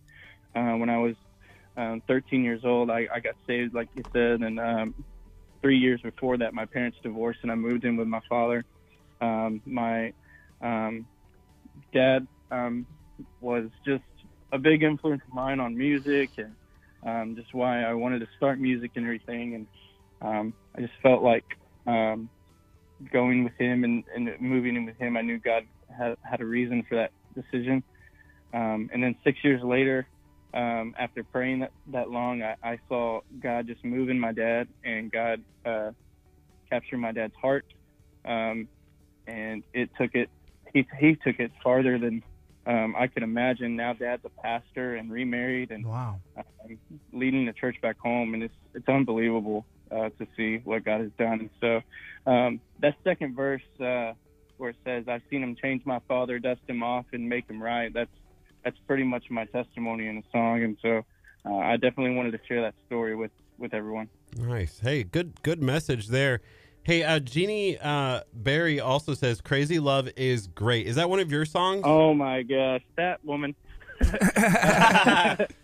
she's a super fan. I love her. That's cool. Crazy Love is a love song I wrote for my wife a few years ago. So I may do that one. I may record that one again. Awesome. Hey, how can people find this song? Is it only available on the radio, Call on Jesus? Only available on the radio right now, so request it here on KHEA, and you will be able to download the song when you pre-order the new album on February 22nd. Awesome. Also, if somebody is looking to find your social media, maybe they're looking for a booking, they want to hear or see if you have any videos, how do they go about doing that? Yeah, you can all find that at WhitleyCaseyMusic.com. Cool. And you spell Whitley, W-H-I-T-L-E-E? L-E-E, yes, sir. Cool. So that's Whitley Casey, calling from Troy, Texas. How is it cold there? Not as cold as Chicago. Yeah, I don't think anywhere is. Oh, yeah. Man. And that was crazy. Yeah, feels like it's negative 60 degrees out there, so. Yeah, I couldn't do that. Yeah. Is there anything else that you would like to share before we wrap this call up? No, man, I just got to go finish working on my Oprah Winfrey project. There you go. Do you have a 6-year-old too? Yeah. Hey, man, we appreciate you. Before you go, can you just say, say your name and say you're listening to KHEA Radio for us? Yeah, man. Hey, this is Whitley Casey, and you're listening to KHE Radio. All right, it's 9:58. This is KHEA 99.5 FM. Stay tuned. When we come back, we're going to have Pierre from Top Star Marketing. Kurt, I know that you love food, and Kurt, I know that you love I was trying food. to turn off the mics at that point. Oh, man, they just missed it. Oh, that was hilarious. You want to bring in Pierre? Dude. Mr. Pierre. Yeah, almost. He's going to bring you in. What's up, folks? That was Whitley Casey. So I am excited that we were able to talk to Whitley. Come on in. I like the outfit. Doing good. Where am I going here? Yeah, right there. And you can take the headphones on if you want to. Look at the view. You are good to go. We're about to be on air with Pierre. Woo! Oh, wait, did we just steal that? It's now ours, sorry. Trademarked. Every time you say it, it's now ours. Call it patent office. Mic check 1, 2. U.S. Trademark Ooh. Patent Office. So, yeah. We believe that if we TM it and hashtag TM it, it's ours. Okay. So, Sure. sorry. We don't know how it works. Well, when you have it, they're going to be like, well, where's Pierre? Right? He's on air. Like, you don't know. Like, where can you really see what's on the air? I don't know. Yeah. Pierre, he's on the air. So what's up? It's been a long time. Are we on? Like 2 weeks. Well, we're on Facebook. Oh, okay. Hello, Facebook. Well, you're featured on our Facebook right now with the Whoa. looking good. I like That's a these cool-looking graphics. graphic. Yeah. I stole them. Man. Sorry. I had to go to your Facebook page and I stole everything. That's awesome. And I think I sent you a photo, but I don't want you to put it up yet because we have actually not Released shown it? anybody our updated studio. This one? Hey, Colleen Merritt said, "Good morning, friend." Oh, Colleen. I'm going to have to come back another separate time to talk about how amazing Colleen is. Mm-hmm. And I've actually known Colleen for quite a while. And I had the honor of having her work for Top Star at one point, and it was awesome. I learned so much from her. I honestly think that I learned more from her than she learned from me. She was probably like, what she learned from me was probably like, this guy's crazy. And then, but what I learned from her was like how to write, how to just be a rock star, Yeah. and stuff. So she's so smart. So She is, shout yeah. out to Colleen. We love Colleen. Cool. Hey, do you know we had the Powells in that own the Chick-fil-A over there at 96 in South Shore? The Powells, Travis Powell? Yeah. Yeah. And Jamie. Okay. We had them in the other day, and we were talking about, actually what we were talking about, this is pretty neat. They said they got this idea from some other places. They had a stuffed animal night. Yeah. Where you bring in the stuffed animal. Right. And so I took my kids. They had a blast. They were able to color the bed. Okay. And they had a good time. So we went there, and I was like, this is a great idea because you get the whole family there one night. Then you get the whole family to come back the next day. There you get go. some Chick-fil-A, and it's something that the family enjoyed. The cow was there, Yeah. and we all had a good time. So I actually sort of cut my teeth, if you will, in the marketing, Chick-fil-A marketing world, working for Travis. Okay, okay, cool. At that time, he owned the Chick-fil-A in Kemah, the one right across the street from Kemah Boardwalk, and so we had a good time. So Chick-fil-A has this thing called Symbol of Success, and it's like a certain percentage increase in sales from last year to the next, and the winner of that gets like a big Ford truck, and I didn't get it. Travis did. But, Hey, but y'all still won, so you represented that. that it branch, was really cool, and so that's where I put in a lot of my time working with him, and you know, whenever we won the award, I was like, all right, well, that's my time to go on out and start Top Star. Top Star. So how long have you had Top Star with your marketing? So Top Star was so I left Chick-fil-A as an employee December 31st, and I started Top Star January the 1st. Well, it was technically January the 2nd because I'd celebrated a little bit on the 31st. Yeah. And so January 1st, I was like, all right, let's get ourselves put back together. It's time to get and then to January work. 2nd, we filed with the Secretary of State, our LLC. And so every January 2nd is our anniversary. So this year we're calling it the #Lucky7 because we're celebrating 7 years in business. And so pretty excited about that. We've got some cool things in the works for our year-long celebration of our Lucky 7. So, you know, I noticed, okay, first, you know, taking time to recover, rest, and everything. Is that something that you have found very important because you've been doing this for a while now, for a long time. And so me and Kurt, you know, a lot of people have told us because we're running, I mean, I would say like 100 miles an hour for about a year now. And so whenever it comes to rest, you know, we try and find the times, but even like weekends and you know how it is, it's busy. But like, how important is that? Do you have any advice to give us? Like, when to find rest? How important is it? Do you really need it, or just keep going till you burn out, then rest for like a week and go? Oh my gosh! So I probably have. You know, I was talking to a friend the other day, and I was telling them that I'm now working. I actually only work half time now, half days, and they were like, "Really?" And I'm like, "Yeah, only 12 hours a day, half a day," and so.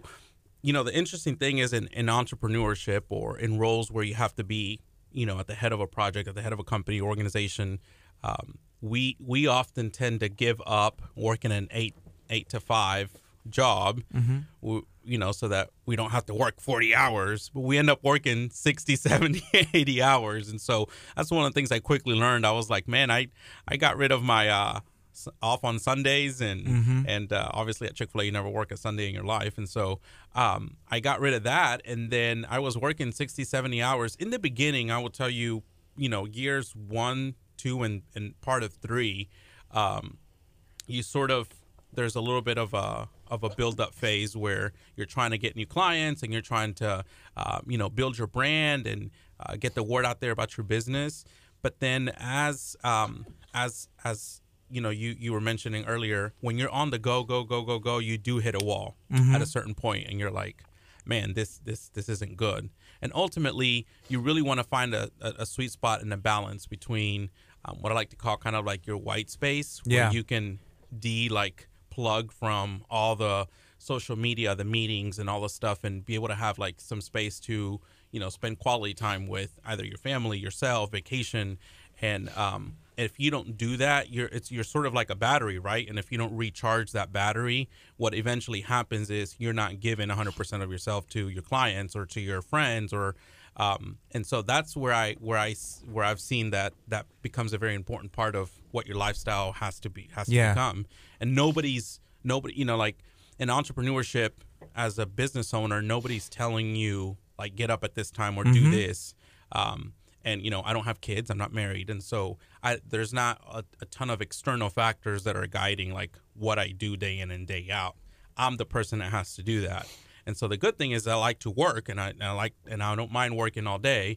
The problem is when you don't balance that out with some recharge time, with some white space time, you can find yourself in a place where you're just really not delivering as best as you possibly can for your clients and your friends and your projects. That's cool. Hey, I saw Jamie Powell just tuned in. She must have had that Mark Zuckerberg was like, ding, heard us say their names talking about Chick-fil-A. Yeah. So shout out to the Powell family, her and Travis. Yep.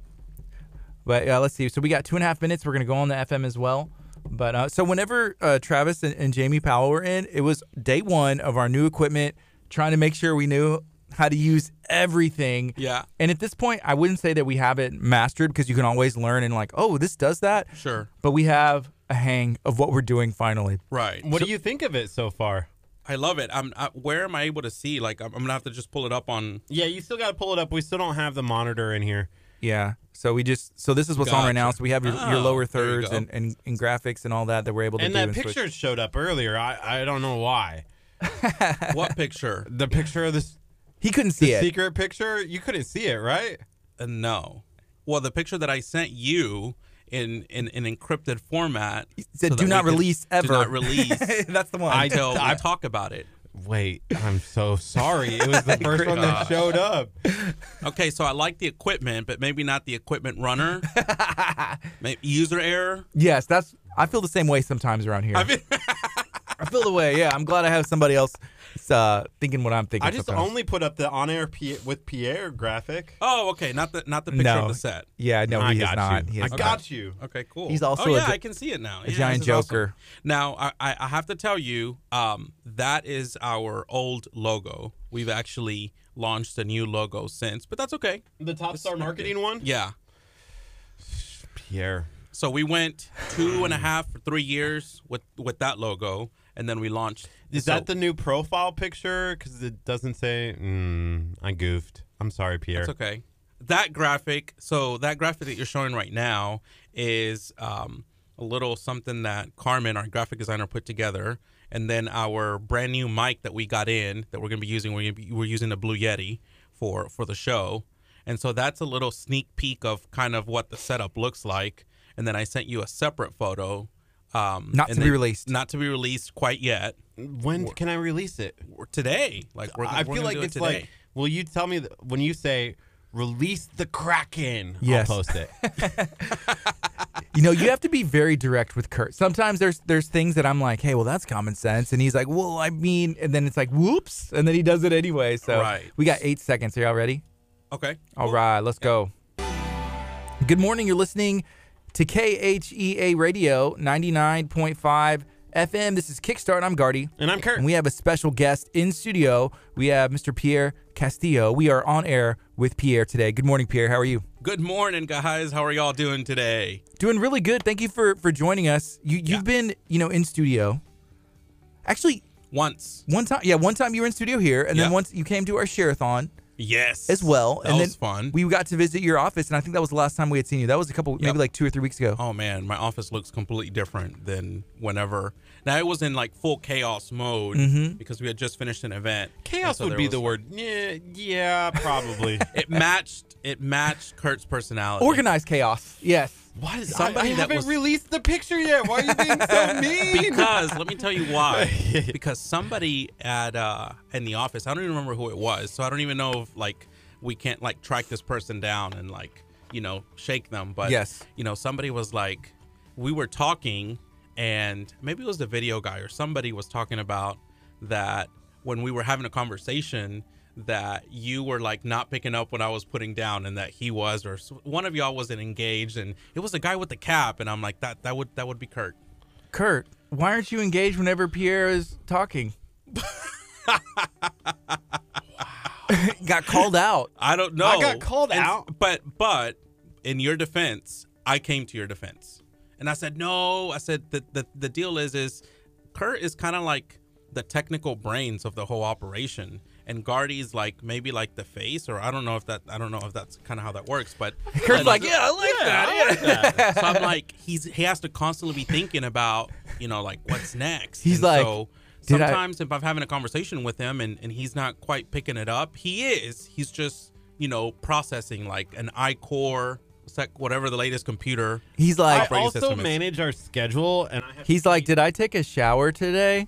That's what he's usually. Did you mute my mic so that you could tell? I did. I had something to say. Sometimes you got to bring him back down. He gets a little too much. I saw the part of the show earlier when you said the code was that he wears a hat. This is what he told us. Yeah.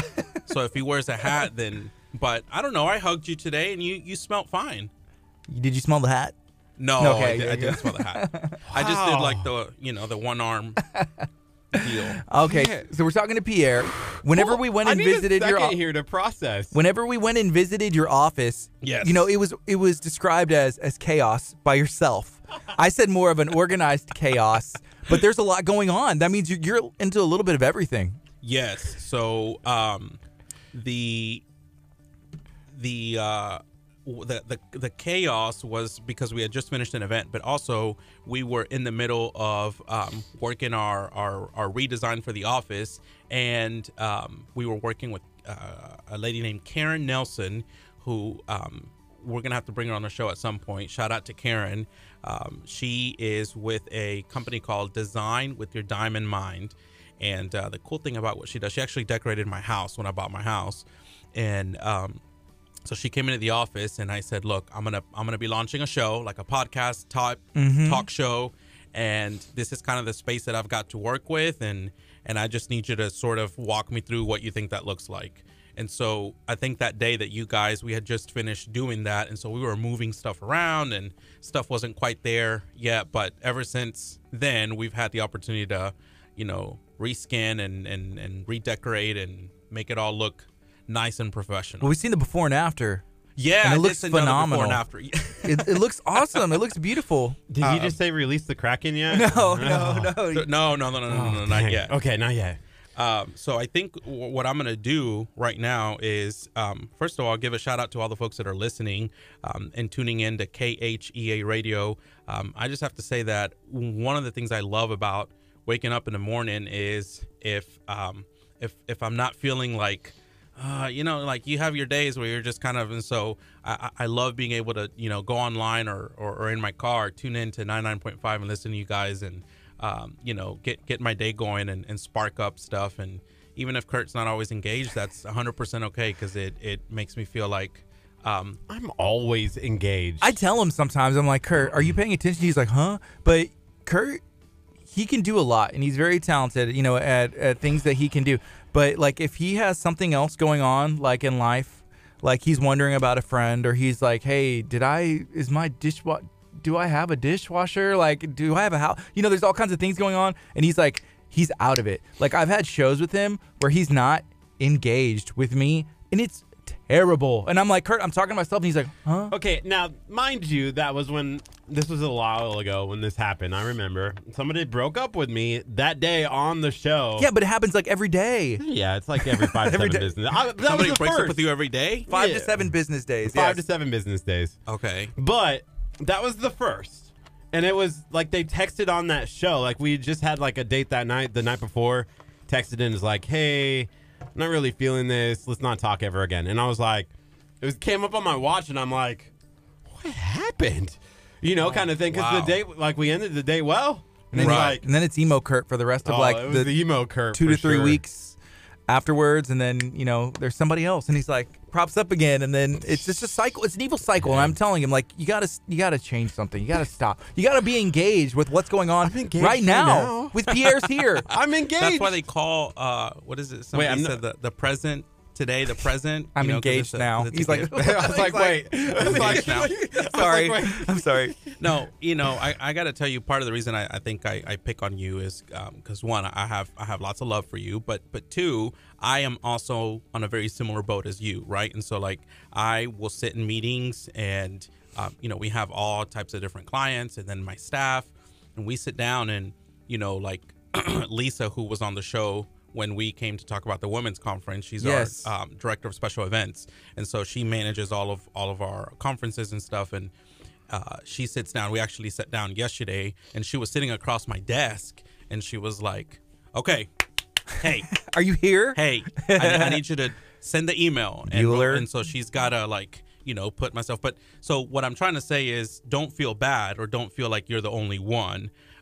You and I are the same, except the getting dumped every day. You have the better looks. I'm not getting dumped every day. The good looks and the clothes and the success, the house, everything. We're pretty much the same. Like the car, the lifestyle, the clients. I'm cool with being the same on all of that, except being dumped every day. I don't. I'm saying you have dumped those every 5 to 7 business days. Let's get it right if we're gonna attack. I think I've become a seasonal person.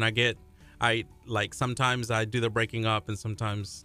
The breaking up. I don't think I've ever broken up with anybody. So I'm like, you know what? We may not talk, but we're still together. That is awesome. He's still like with his first girlfriend, maybe in like 4th grade or 5th grade or something. They never officially broke up. I got married in like 2nd grade in the tire house. We're still together. Well, anyways, the mic is muted again. The mic is muted. We got to bring this back. It's 10:17. This is KHEA.com, 99.5 FM. It's Kickstart. We're talking to Pierre on air with Pierre right now with Top Star Marketing. We're going to be on till 11, talking about everything that he has going on. And you have a ton going on. We're talking about on air with Pierre. Yeah. And then you gave us a taste and a tease of an idea for some other stuff. Do you want to share the other projects you have, or is that still like not released yet? I can, because so what we've done is today we've kicked off our promo week, we're calling it. So 7 days of talking about all the things leading up to On Air with Pierre, which the series premieres February the 6th. So that's next Wednesday. So 1 week from today. And so we're kicking it off with a big celebration right here with you guys at KHEA Radio. And so, yes, I have brought the picture of the set. But before we show that, I want to talk a little bit about, why we think 2019 is just a phenomenal year to be able to deliver content and more importantly, hyper-local content, right? People, they love to watch their national shows and or reruns of their favorite episodes, but People also like to know about what's happening in their community, in their backyard, and what's going on with, what the mayor's doing and what the council person's doing and what the top CEO of a company that's, in their backyard doing. And I think those are important things to be talking about, and what a better way and platform to do it than with video. And so we've sort of, at Topstar, we've gotten a very focused commitment into saying, how do we develop content that is going to be hyper local, it's going to be quality, highly professional, and learning from studs like you guys that are rocking and rolling. I mean, now you've got the whole sling set up, and we're going to try to look as good as you. I'm not sure where it'll land, but we're going to do our best. Called us studs. Do you like? See, that's what he focused on.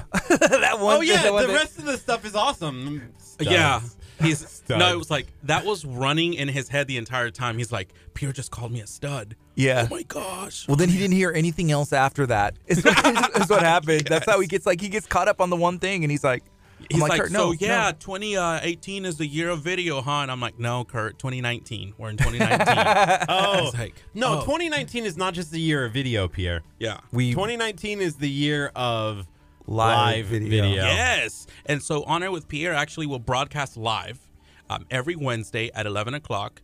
We actually looked at the 8, 9, and 10 o'clock hour, but the Lord told us those hours are untouchable, because they are for the greatest show in Houston, Kickstart on KHEA. He's like, 9.5. He's like, you're just making me smile. I can't stop smiling. I'm like, yeah. But I had one of the first bosses I ever had. He used to call the performers of the office, high performers. He used to call us studs, and it was like the coolest thing, because our boss was like really rich, and like just getting time with him was like a big deal. So when we had our like big trainings and our big hooplas, he was like, I am so excited to welcome to our next, we had this thing called 2 Minute Idea, and you got to basically talk for 2 minutes and talk about like, this is what I did last week, and yada, yada, yada. It's 2 Minute Idea. And so he's like, I'm so excited to introduce our next 2 Minute Idea.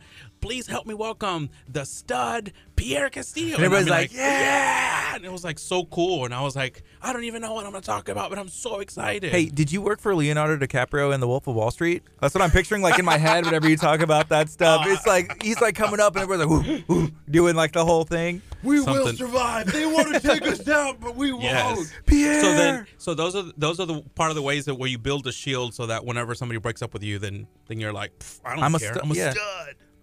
But what happens if you're boss and you lose that connection though? Well, so then I left, and then I went to go work. After working there, I went to Ashley Furniture Home Store, which super busy retail environment, and it was just different. But I remember part of what I did when we would have our meetings, our sales meetings, we'd have music and balloons, and I'd be like, "Who's ready to be a stud?" And like the salespeople were like, womp womp. So that's cool. Energy, I think, kind of to talk a little bit about On Air with Pierre. We really looked at saying, hey, we're gonna have somebody that is going to talk about what's going on in the community, whether it's the mayor or whether it's a high performing CEO, a high performing company, and talk a little bit about what obstacles, what challenges, asking them some easy questions, and also asking some tough questions, right? Because I think at the end of the day, it's great to say things are great, but when we face obstacles and challenges, there's also learning opportunities that come with that. And so I think it's important that if we're going to have a platform to talk, to 5,000-10,000 people a month or whatever, that we take some time out to also, discover some of those challenges and what lessons did those leave you. And so we're excited about being able to integrate kind of that into our programming, and then also have the right kind of energy. So I don't know if I'm going to start the first show with, let's bring up our next stud, the superintendent. Superintendent will be like, Casper. He's like, Kurt that would be the perfect guest. He comes in, he'd be like, say it again. So there was a clip that I saw from the Late Show, and I think it was David Letterman, and I don't remember who the guy was, but he literally just came out, and everyone just started clapping and cheering. He didn't say anything. Goes, thank you, and would leave. I feel like that's me. I walk out, people start clapping, I don't say anything, nothing. And then all of a sudden, like, you're in your little spiel with one of your guests, and I peek out around the corner, and they all go, yeah, Curt! And then duck away. That's the jester. Like the idea is going to be that, I mean, I think y'all have already given me kind of a soft yes, but, you know, y'all are going to be on the show, you know, at least once a month. And I think the challenge that we were trying to figure out, I think from our messages, that if I remember correctly, is how quickly you could get from here to there, right? How much of a drive is it? It is a 24-minute drive. Oh yeah, we could do it. So with Gardy driving, it's probably only 10. I do go quick sometimes, depending on where we go. But we made it to Whiskey Cake over there at Baybrook for a meeting yesterday. Okay. And we were supposed to be there at 11:30, and we made it there 11:20. Yeah, 11. We made it in about 20 minutes. Gardy was driving though, so yeah. So you guys would have to be there no later than 11:32. Yeah, I think we could do it. I mean, we just have to try it at that time, and see what's up. But let's try it. All right, we're gonna try it. So I don't know if I have my schedule with me, but at he's some pulling point it out. I'm like, let's zoom in on that. Hold on. Zoom in on the schedule. See how busy Pierre is. No, we can't. No, not that. Don't pull it out. It's zoomed in all the way. No. What I mean is, okay. So season 1. So now I think, you know, we need to ask our viewers: are they ready to check out what the new studio looks like? I think so. Yeah. Wait, can I? Not yet. Oh, Wait. you gotta One say more thing. release I'm the Kraken. almost there. Oh. Look. So season 1 runs from February the 6th through June 26th. So 21 show season. It's awesome. And then we'll take a break in July, and then season 2 will kick off in August and go through the end of the year. So we'll be doing 42 shows. And I want to give you guys a little sneak peek of who's going to be on our show next Wednesday. Awesome. So we're going to have Chris Reed, who is the chief of police for the city of KHEA. He's also, I think, he's like a referee now of like wrestling, or he was a wrestler. I don't know a whole ton about that, but Chris also serves on our advisory board for Top Star.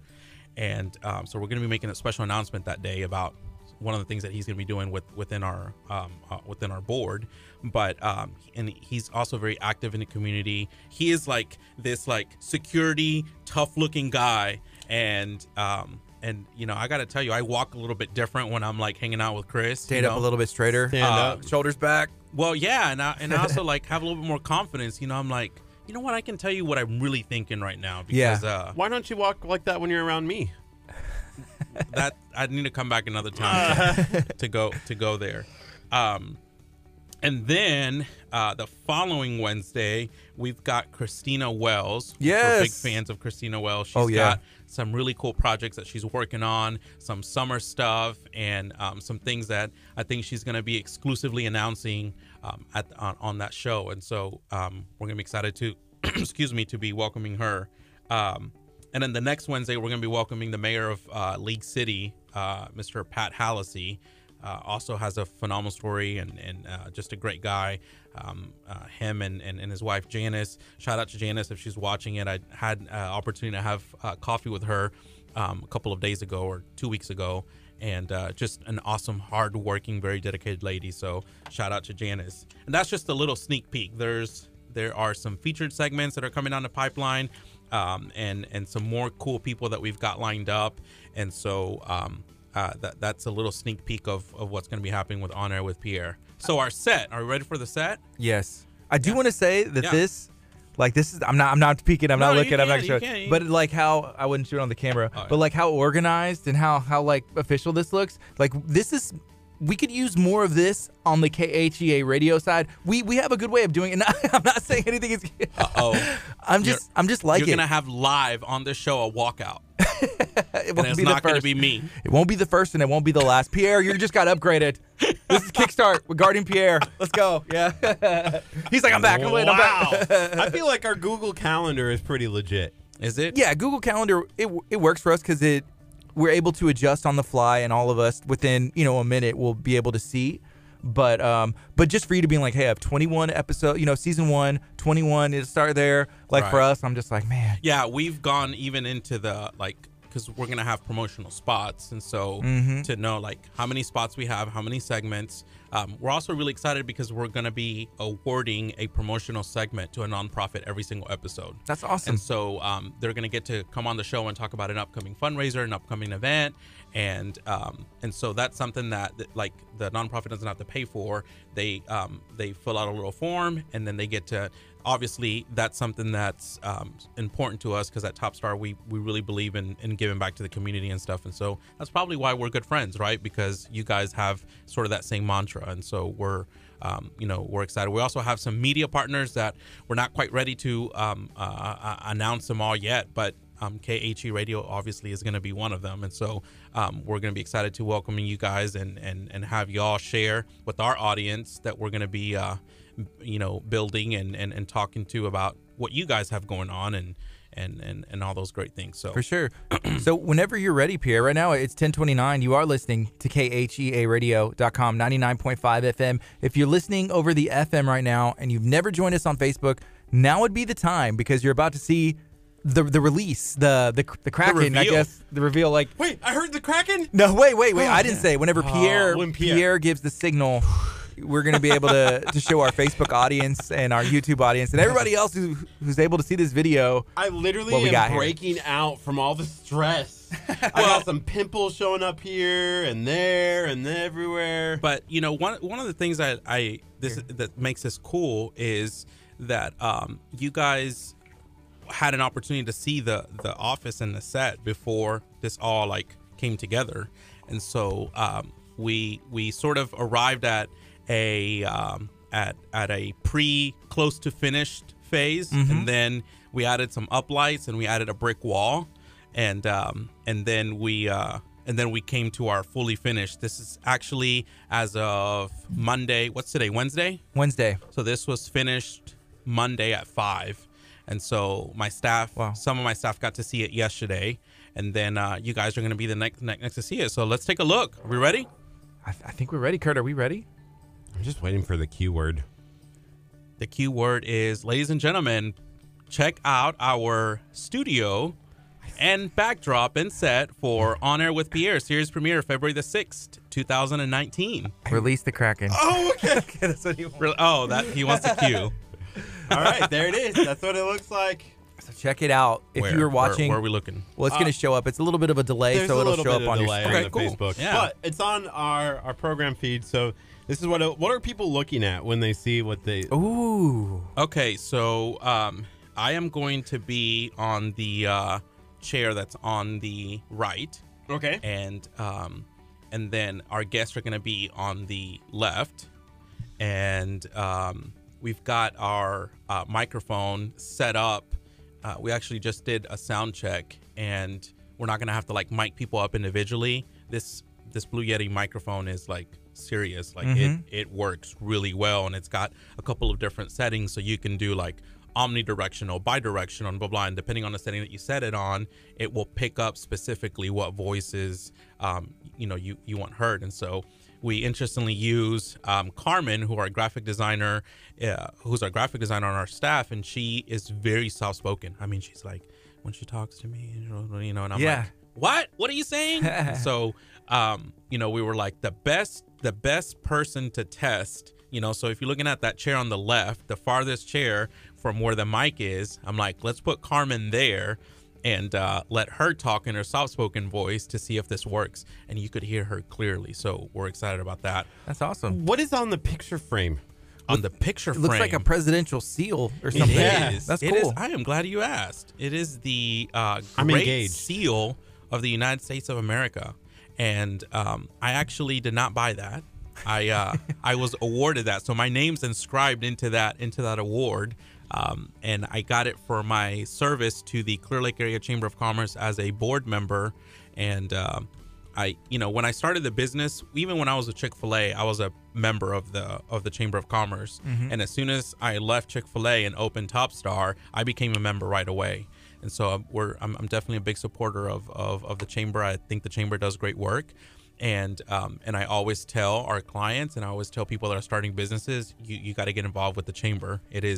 It's almost kind of like you need to look at it like your light bill. You have to, you pay your light bill, every month, you should also pay your bill to be part of the Chamber of Commerce that's really advocating for pro-business and advocating for our community. And so, after lots of years of, putting time, effort, and energy into that organization, then you get to have a little plaque. That's cool. Looks pretty cool. So we got a couple of people giving feedback. Kat Heron said, wow. Nona Smith said, very nice. And Colleen said, that's fancy. Talking about the studio setup and everything that was going on. Cool. Even the picture and like the lighting and everything looks comfortable and smooth. It looks, those chairs, I want to sit in one. And yesterday we brought on what I don't know what. Have you ever heard of Nothing Bundt Cakes?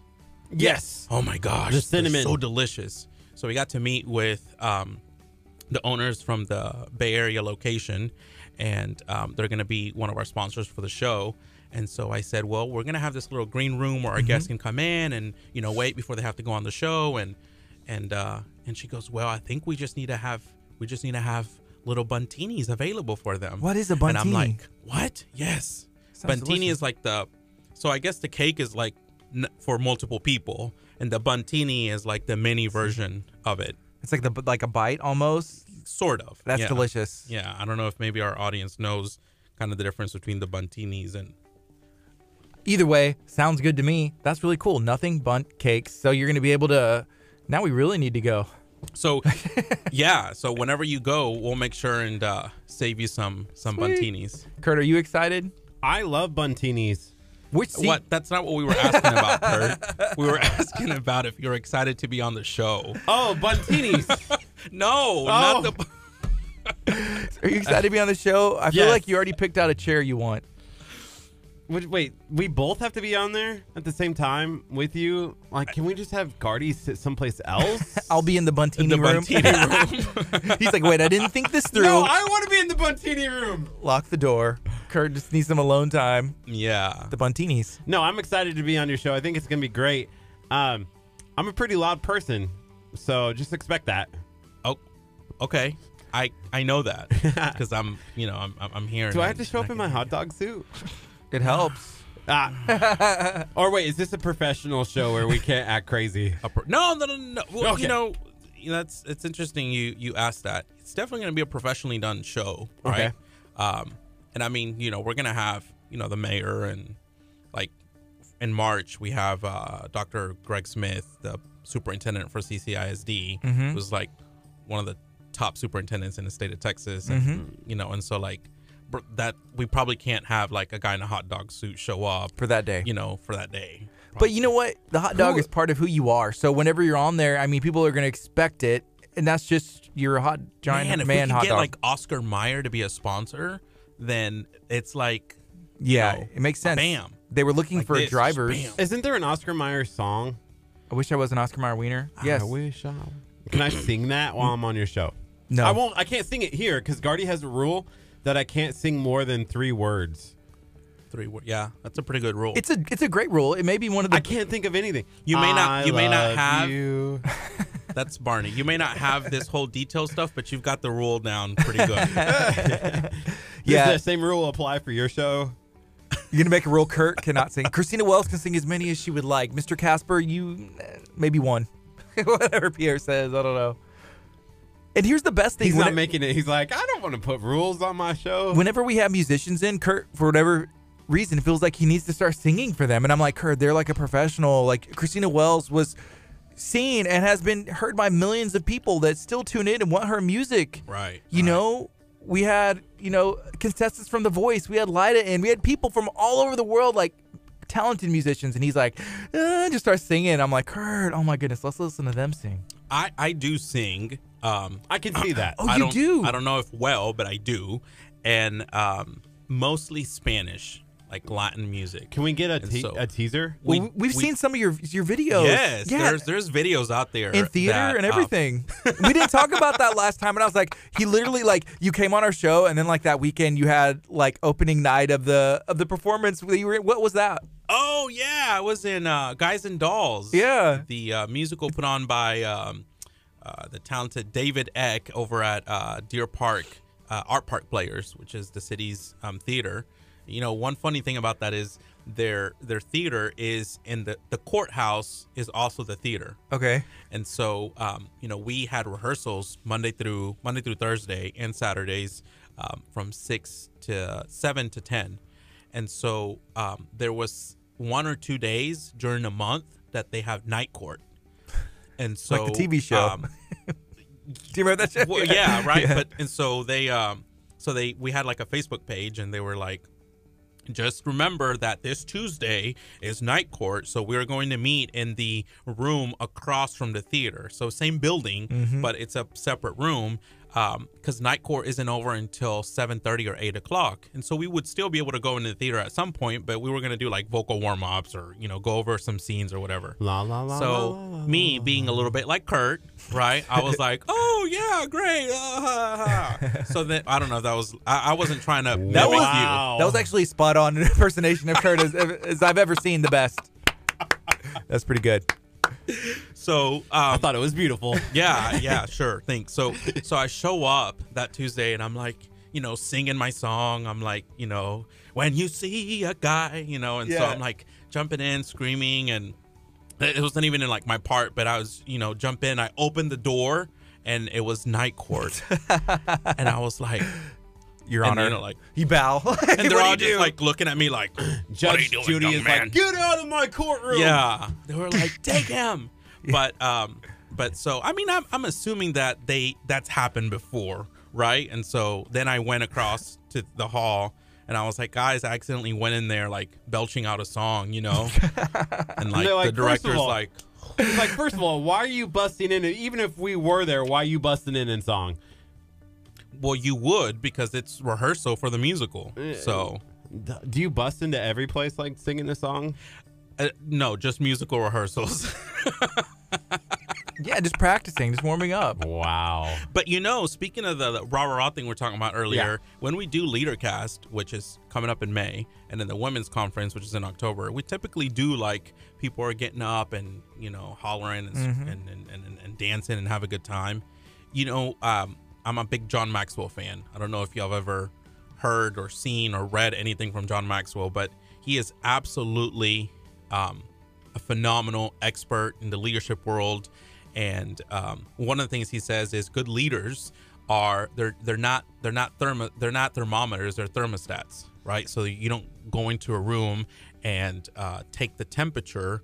You go into the room, take the temperature, and then like if the energy is low, you got to figure out a way to use your energy to bring the energy up. And so that's kind of something that stuck with me that I read a long time ago from John Maxwell, and I thought, that's the name of the game for I think folks that are in marketing, in radio, in media, in entertainment, is you got to be able to figure out how to find that common ground with other people and be that thermostat, not just the thermometer. Oh, this sucks. Oh, this is bad. You got to turn it on. You got to turn it on and create it. Like, believe it or not, I know sometimes, like, before the show, like, me and Kurt were just kind of sitting here and just chilling. And it's almost like a chill time, like the calm before the storm, because we know it's about to start. Right. And then we're going to bring energy, So let me ask you guys, what, based on this whole, like, you don't want to feel burnt out, are there some things that y'all are already thinking about on how are you going to find some white space? How are you going to find some time to chill and relax? Yeah. For me, what has been interesting is because if you find and I've heard this my entire life, like, if you find something you love and do it, then you'll never work a day in your life. Sure. But for us, I feel like we love, enjoy, have fun, have been blessed and fortunate to meet so many amazing people like you and get to hang out and promote events and do things that it feels like we're just able to we're having fun and we're getting stuff done at the same time. Right. There have been some times in the week and opportunities and scheduling where I have to make sure, there's events, my family. Because Kurt, you're single, right? Well, you're not married. Right. You're not yet. Yes. Except that second grade marriage you were talking about earlier. Yeah. Yeah. So I'm just like, hey, I need to make sure this evening is clear because so far this week we had something Saturday, Sunday, Monday, Tuesday, Wednesday. So we've had something every day pretty much like all day. Like I'm not even joking, like all day long. And wow. So my son, I was like, hey, I got to take him to martial arts. And Kurt, he's a trooper because he's like, hey, well, if we don't make it back from after the video shoot we're doing at Dickie's, after we left Whiskey Cake and went to the Arms Room, and then we went to Dickie's Barbecue to shoot video at all of these, in all these places, I'll just go with you to martial arts, take your son, because I was like, I have to be there. I need to be there, 4:15. And then after that, there's something at 7. So it's just like, I got to find that time. So it's just, I guess, a matter of communication for us. And then that Google Calendar has been a lifesaver. The one thing for me, though, is also like hanging out with the people that I like hanging out with, Like that's always a way for me to relax. Well, last night, yeah, we had an event, went to Top Golf, but it was fun.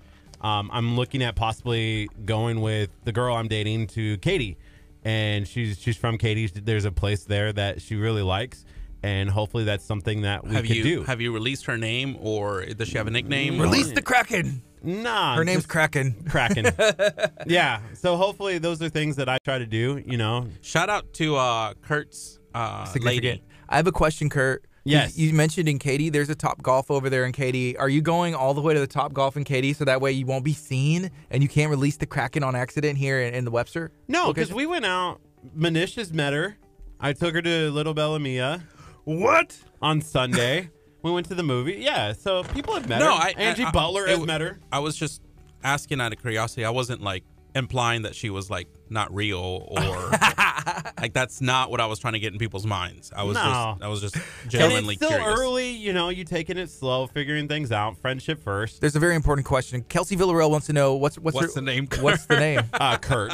My name is Kurt. Nice to meet you, Kelsey. Kurt. Okay, great. All right. So we got about 15 minutes left. We've been talking with Pierre from Top Star Marketing about everything that he has going on. It's 2019. Man, you've gotten so much done in this 1 month. And you already mentioned, LeaderCast and the Women's Conference and these other humongous events that are taking place, and we haven't even touched on those at all. Like, is there anything you want to release? Maybe even dates or sneak peeks? I'll give a sneak peek about LeaderCast. So Andy Stanley is going to be one of the speakers. He speaks pretty much every single year, and if you've ever felt like a little bit down or a little bit confused or not sure about what direction your life is going, man, YouTube Andy Stanley and watch any of those videos and man, talk about like re-energizing your life. He's just absolutely awesome. He's gonna be one of the speakers at LeaderCast, and then Gail King is sort of the marquee speaker for this year, so we're excited to be bringing that event. We're also launching multi-site, so we're going to be doing LeaderCast Galveston County. Yes. And we're crossing our fingers that we're going to be very, very close to here, as in like 20 feet away from here, possibly. When will we have that breaking news? We will have that breaking news probably by mid-February, so in about 2 weeks. Awesome. We should be able to have those. And so as it gets closer to the event, I'll make sure and schedule time to come back out and talk about, the lineup and what we're going to have for lunch and who are we going to listen to and all the fun things are going to be happening with LeaderCast. We will only allow it to happen if Gardy and I get the mic at some point during the event. I don't know. You know what? We do have the ability to do it, and I may not shouldn't be saying this on air, but if we wanted to, we can actually route that audio through here and then broadcast everything, but that's probably not allowed. Sounds really cool, except that we get in some trouble for doing that. My license might be we just won't tell them. We just won't tell them. Yeah. We won't do that. We won't trademark do that. hashtag. Don't tell them. And then the Women's Conference, we're moving to a different venue. Yeah. We're going to be going to South Shore Harbor Resort and Conference Center. That was actually something we had not announced yet. So cool. Y'all are getting just all the bombshells. That's what we want. And, we want them. Keep them coming. Tomorrow, I'm going to be going live with our friend Lindsay Flagan, who, if y'all have not met, I need to introduce y'all to her. She is the owner of Macaroni Kid, Lake City in Clear Lake, and super, super awesome, cool. It's got, fan base of 5,000 plus moms from the Bay Area that follow her calendar of events and all the stuff that she does that's family oriented. And so I'm going to be going live with her, and some of the announcements that I was going to make tomorrow I've already made today. So I hopefully she doesn't like cancel on me and say, you told me you were going to give me the exclusive. Yeah. And I'm like, yeah, we'll do the set reveal on your show. And we already did it here. Hey, speaking of the South Shore Harbor Resort, I know they do a polar bear plunge. We had talked about because that came up. Joe Perez had tuned in and he had said like, "Hey, something about a polar bear plunge." But Luis was there. Okay. And so I followed him on social media. He posts great content. I love to watch it. I love to view it. I can't understand a lick of what he's saying. Usually, if there's text there, I'll hit the translate this and I can follow along. You talking about Luis, our video guy? Yes. I love Luis. Shout out to Luis. I don't know Because if he's watching. He has a big audience Michelle in Huber's Spanish. watching. Shout out to her. Lindsay, she's watching. Joe is watching. Yeah, we're going to have Joe on the show as well. And, the great thing about what you guys do, and I think, a little bit of, what we get to do as well is, like attracts alike. So John Maxwell has one of the laws of magnetism, right? And that, and he says that you don't attract what you want, you attract who you are. So we always talk about like, oh, I want, better employees, or I want da-da-da. But really we don't end up getting what we want. We end up really attracting who we are. Sure. So if we're positive people, we're going to attract positive people. And if we're negative, then we're going to be attracting the same. And so I love that part of the synergy that we've been able to build through, friendships with Chef Mary Bass, Christina Wells, Joe. I mean, like, I'm name dropping here because I'm the least important out of the entire group. But I think what you guys are doing is great because it's sort of a testament that law of magnetism works, and that you really will attract the kind of person that you are and the kind of vibe that you have. Well, for you, to say that, which I don't think is true at all, but you've been, marketing, so you've been pushing the other brands, the other ideas, not behind the scenes, but also having these events and putting on events and doing that stuff. And now it's almost taking a different role of what Top Star, on air with Pierre, to where you can, you can still push these brands, of course, in a different way. And we've got a summer project that we're going to be launching. I can't tell you too much other than if you have ever watched Tonight Show with Jimmy Fallon, or so interestingly, when I was growing up, Jimmy Fallon was either on SNL or he was on SNL, the late show or something like that. There's like a late show, and then there's a late show, and they're at 1:30. There's a late. I'm like, good Lord, like how long is this gonna go? I had the 9 o'clock slot. It was called the early late show. He was on Fox, so how Fox does the news at 9. Right. So that's what he's talking about. Yeah, it was the early late show. So we're working on a concept that we're gonna be launching in the summer. We're actually gonna be taping a pilot of it, and so I've given you all a little bit of a sneak peek about what that's gonna look like, but we're really excited about that because we're gonna have some really star-studded guests be in that and part of that show. And so part of what's going to help launch that is that folks tune in to On Air with Pierre, that they tune in to KHEA Radio on Kickstart, or Kickstart on KHEA Radio, and that they're supporting the work that we're doing to build a platform that is quality and that people enjoy, and that people make a habit to listen and to tune in and to engage. That's what's going to allow us to continue to grow this type of platform. Yeah. Now, for folks that want to know how they can watch the show, because I think that somebody was asking about that, you can go to Pierre Castillo Live. I don't know if we can write that in. Is there a way to write that in? Oh my gosh, look at Curt. Curt is such a bright guy. It's at Pierre Castillo Live. Ba-boom. Ba-boom. Boom. Boom. Done. So yeah, at Pierre Castillo Live. So you can go to Facebook and then type in Pierre Castillo Live, and that's where we're going to be posting the show live Wednesdays at 11. Now, if you don't have Facebook, there's folks that are at work that have Facebook blocked on their computer. Right, yeah. And so for that, we have an answer. You can go to YouTube. Now, some people are going to say, well, we have YouTube blocked. So we have another answer for that. But you can go to YouTube and also put Pierre Castillo Live and subscribe to our channel. We just launched it. We just opened it up. And so if you're a YouTube fan, or you like to use YouTube, then we're going to have the show broadcast live on YouTube as well.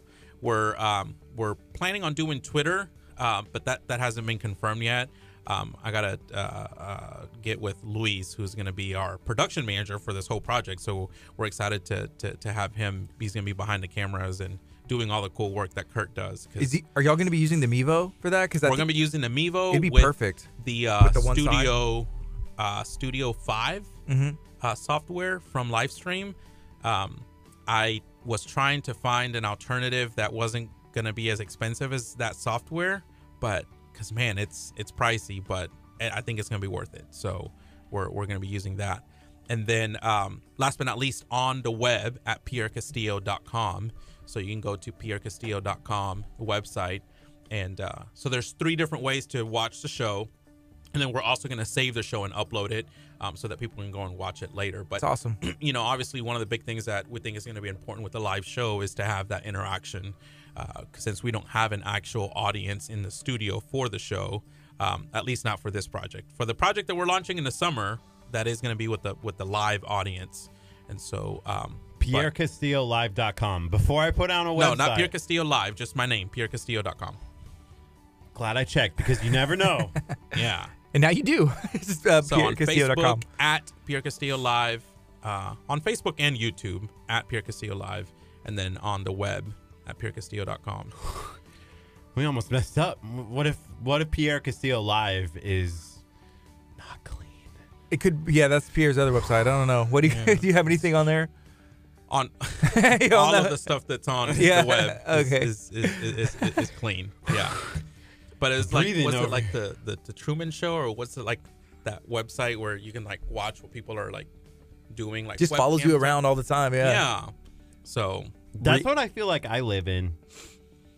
Like there's people who tune in and just watch my life. Curt told us the other day, he was like, do you ever just think that like other people have their own lives? Like they think their own thoughts and go to their own houses at home and like everything else. I was like, yes, Curt, other people are alive besides you. You're not on the Truman Show. Not everybody's like just a character in Mr. Curt Casper's life. We all have our own, because I feel like that's what you felt like. You're living in a TV show. Everybody's just here for you, right? We're a pawn in your game. Again, another way in which you and I are the same. I feel like no, my staff is like, oh, so I ordered like some promo items with the On Air with Pierre logo, and so like one of my staff members walks in and she's like, what is this? You know, and I'm like, oh, it's a hat that I'm ordering, and it's got like my logo on it. And she's like, oh my gosh, oh Lord, oh geez, what are we getting ourselves into? And so, but it's all in good fun, right, Curt? Hey, Curt, you got called out on the website. Lavelle, Pierre, Curt, you left off the E. Ooh, Curt, Pierre Castillo, you got an E on there, on the end, Pierre. No, there's no E. Oh, there's not? There's no E. So is it spelled correctly? It's Pierre. No E at the end. Castillo.com. So it's good. I'm good. Okay, Curt, you're good. Let's see. Paul Whitchurch says, "What's up, Pierre? We go way back. Good luck to you." I think we do. So Paul, him and his wife and KHEA, they opened Southern Sass Vinyl and More over there in KHEA Plaza, but we call that with Bonnie's Donuts, and they have KHEA Plaza. We have KHEA Plaza, and we have KHEA Alley in Kemah. Yeah, Toucan Alley. So we just kind of claim those. My office, where y'all have been to, yes, is 1322 Space Park, and then the Chamber of Commerce, their office is across the street. And so y'all have met Doug with Curl Lake today. Shout out to Doug if he's listening. But you know, he used to office there, and then there was quite a few members that officed at where our building is. And so Cindy, who is the president of the Chamber of Commerce, kindly refers to our building as Boxer City, because it's like a little city and all these businesses are there. And so whenever we're like, hey, there's a ribbon cutting, and they're like, it's at 13, I'm sorry, it's at Boxer City. And it's like, oh, I know exactly where that is. Yeah. Right, you're right behind. Although Boxer owns a ton of property, but that's pretty cool. You have a KHEA Plaza. We have a KHEA Valley. You need a KHEA Dome. Wait, is Boxer where Bean Kings is? Is there like a coffee place that's been open there? No, is that? I thought it was like Boxer Properties, or is it someone else? Well, Boxer Property owns a bunch of buildings. I got you. So they're in the business of like buying out like distressed buildings, and they, you know, basically make them over, gut them out, and make them nice and lease them out to offices and stuff. Okay, my lawyers are there. They are. Kurt's I lawyers have are to there. keep a lot of lawyers. Oh my gosh! Just in case. Do you see this? Kurt keeps a lot of lawyers on staff. You never know when you need a legal. Yeah. Lavelle said, oh, "Okay, my apology." See, so you're getting an apology because you got the name right. You appreciate that I too. care about you. People have asked me before. They're like, "What's wrong with your name?" And I'm like, "Well, that's kind of rude." But How no, there's rude. yeah. So I'm from Peru, and I was born in Peru, and there's a couple of different like versions of the story, but kind of the one that makes the most sense to me is my mom sent my dad to go like register me, like my name. And so, my parents are Hispanic Peruvian parents, right? And so I think my mom was like reading like a Fabio novel or something. I was like, the stud of the thing was like Pierre, this French. Yeah. Pierre, French, and so, when she sent my dad to go register me, she's like, we're going to name him Pierre, right? Yes. And so my dad was like, all right. So he like went and he was like, Pierre, Pierre. Sounds about right. Yeah. So, yeah. when my certificate and all stuff came in, it was like that was it. I like it. Now, even worse, not worse, but I a few years later got a bracelet from I think my aunt or a family member that was a bracelet that was a silver bracelet, and it had gold lettering on it, Peruvian gold lettering, and it was P-I-E-R. There was an R missing, and I'm like, y'all just keep chopping letters off of my name. Soon it'll just be pie. I'm gonna be pie, and then I'm gonna be P. Pie, yeah, pie, P. P. Man, so we're out of time. Hey, guess what? Unfortunately, It's 11 o'clock. It goes by quick, huh? Yeah, it does go by quick. We When you're have having so much fun, it more goes to by quick. talk about though. Yeah. So hey, I appreciate you guys having me on the show today, and we thank you so much for the great work that you're doing here in the community, and looking forward to having you guys tune in and check out the show on February the 6th, and of course every Wednesday after that, and then having you all on the show as well. Sure, I'm excited. Kurt, are you excited? The buntlets. Buntinis. That's the word I was waiting for. I threw it to you. This is KHEA Radio 99.5 FM. This is Kickstart. Hey, stay tuned. We have a ton of new music. I think we put in like 300 new songs in the past 2 weeks. Yeah. Yeah, so we got a ton of new stuff playing. Y'all stay tuned to KHEA Radio 99.5 FM. Make sure you go like KHEA Radio's Facebook page. Go like at Pierre Castillo Live so you can follow everything that Pierre has going on. Stay tuned. Have an awesome Wednesday.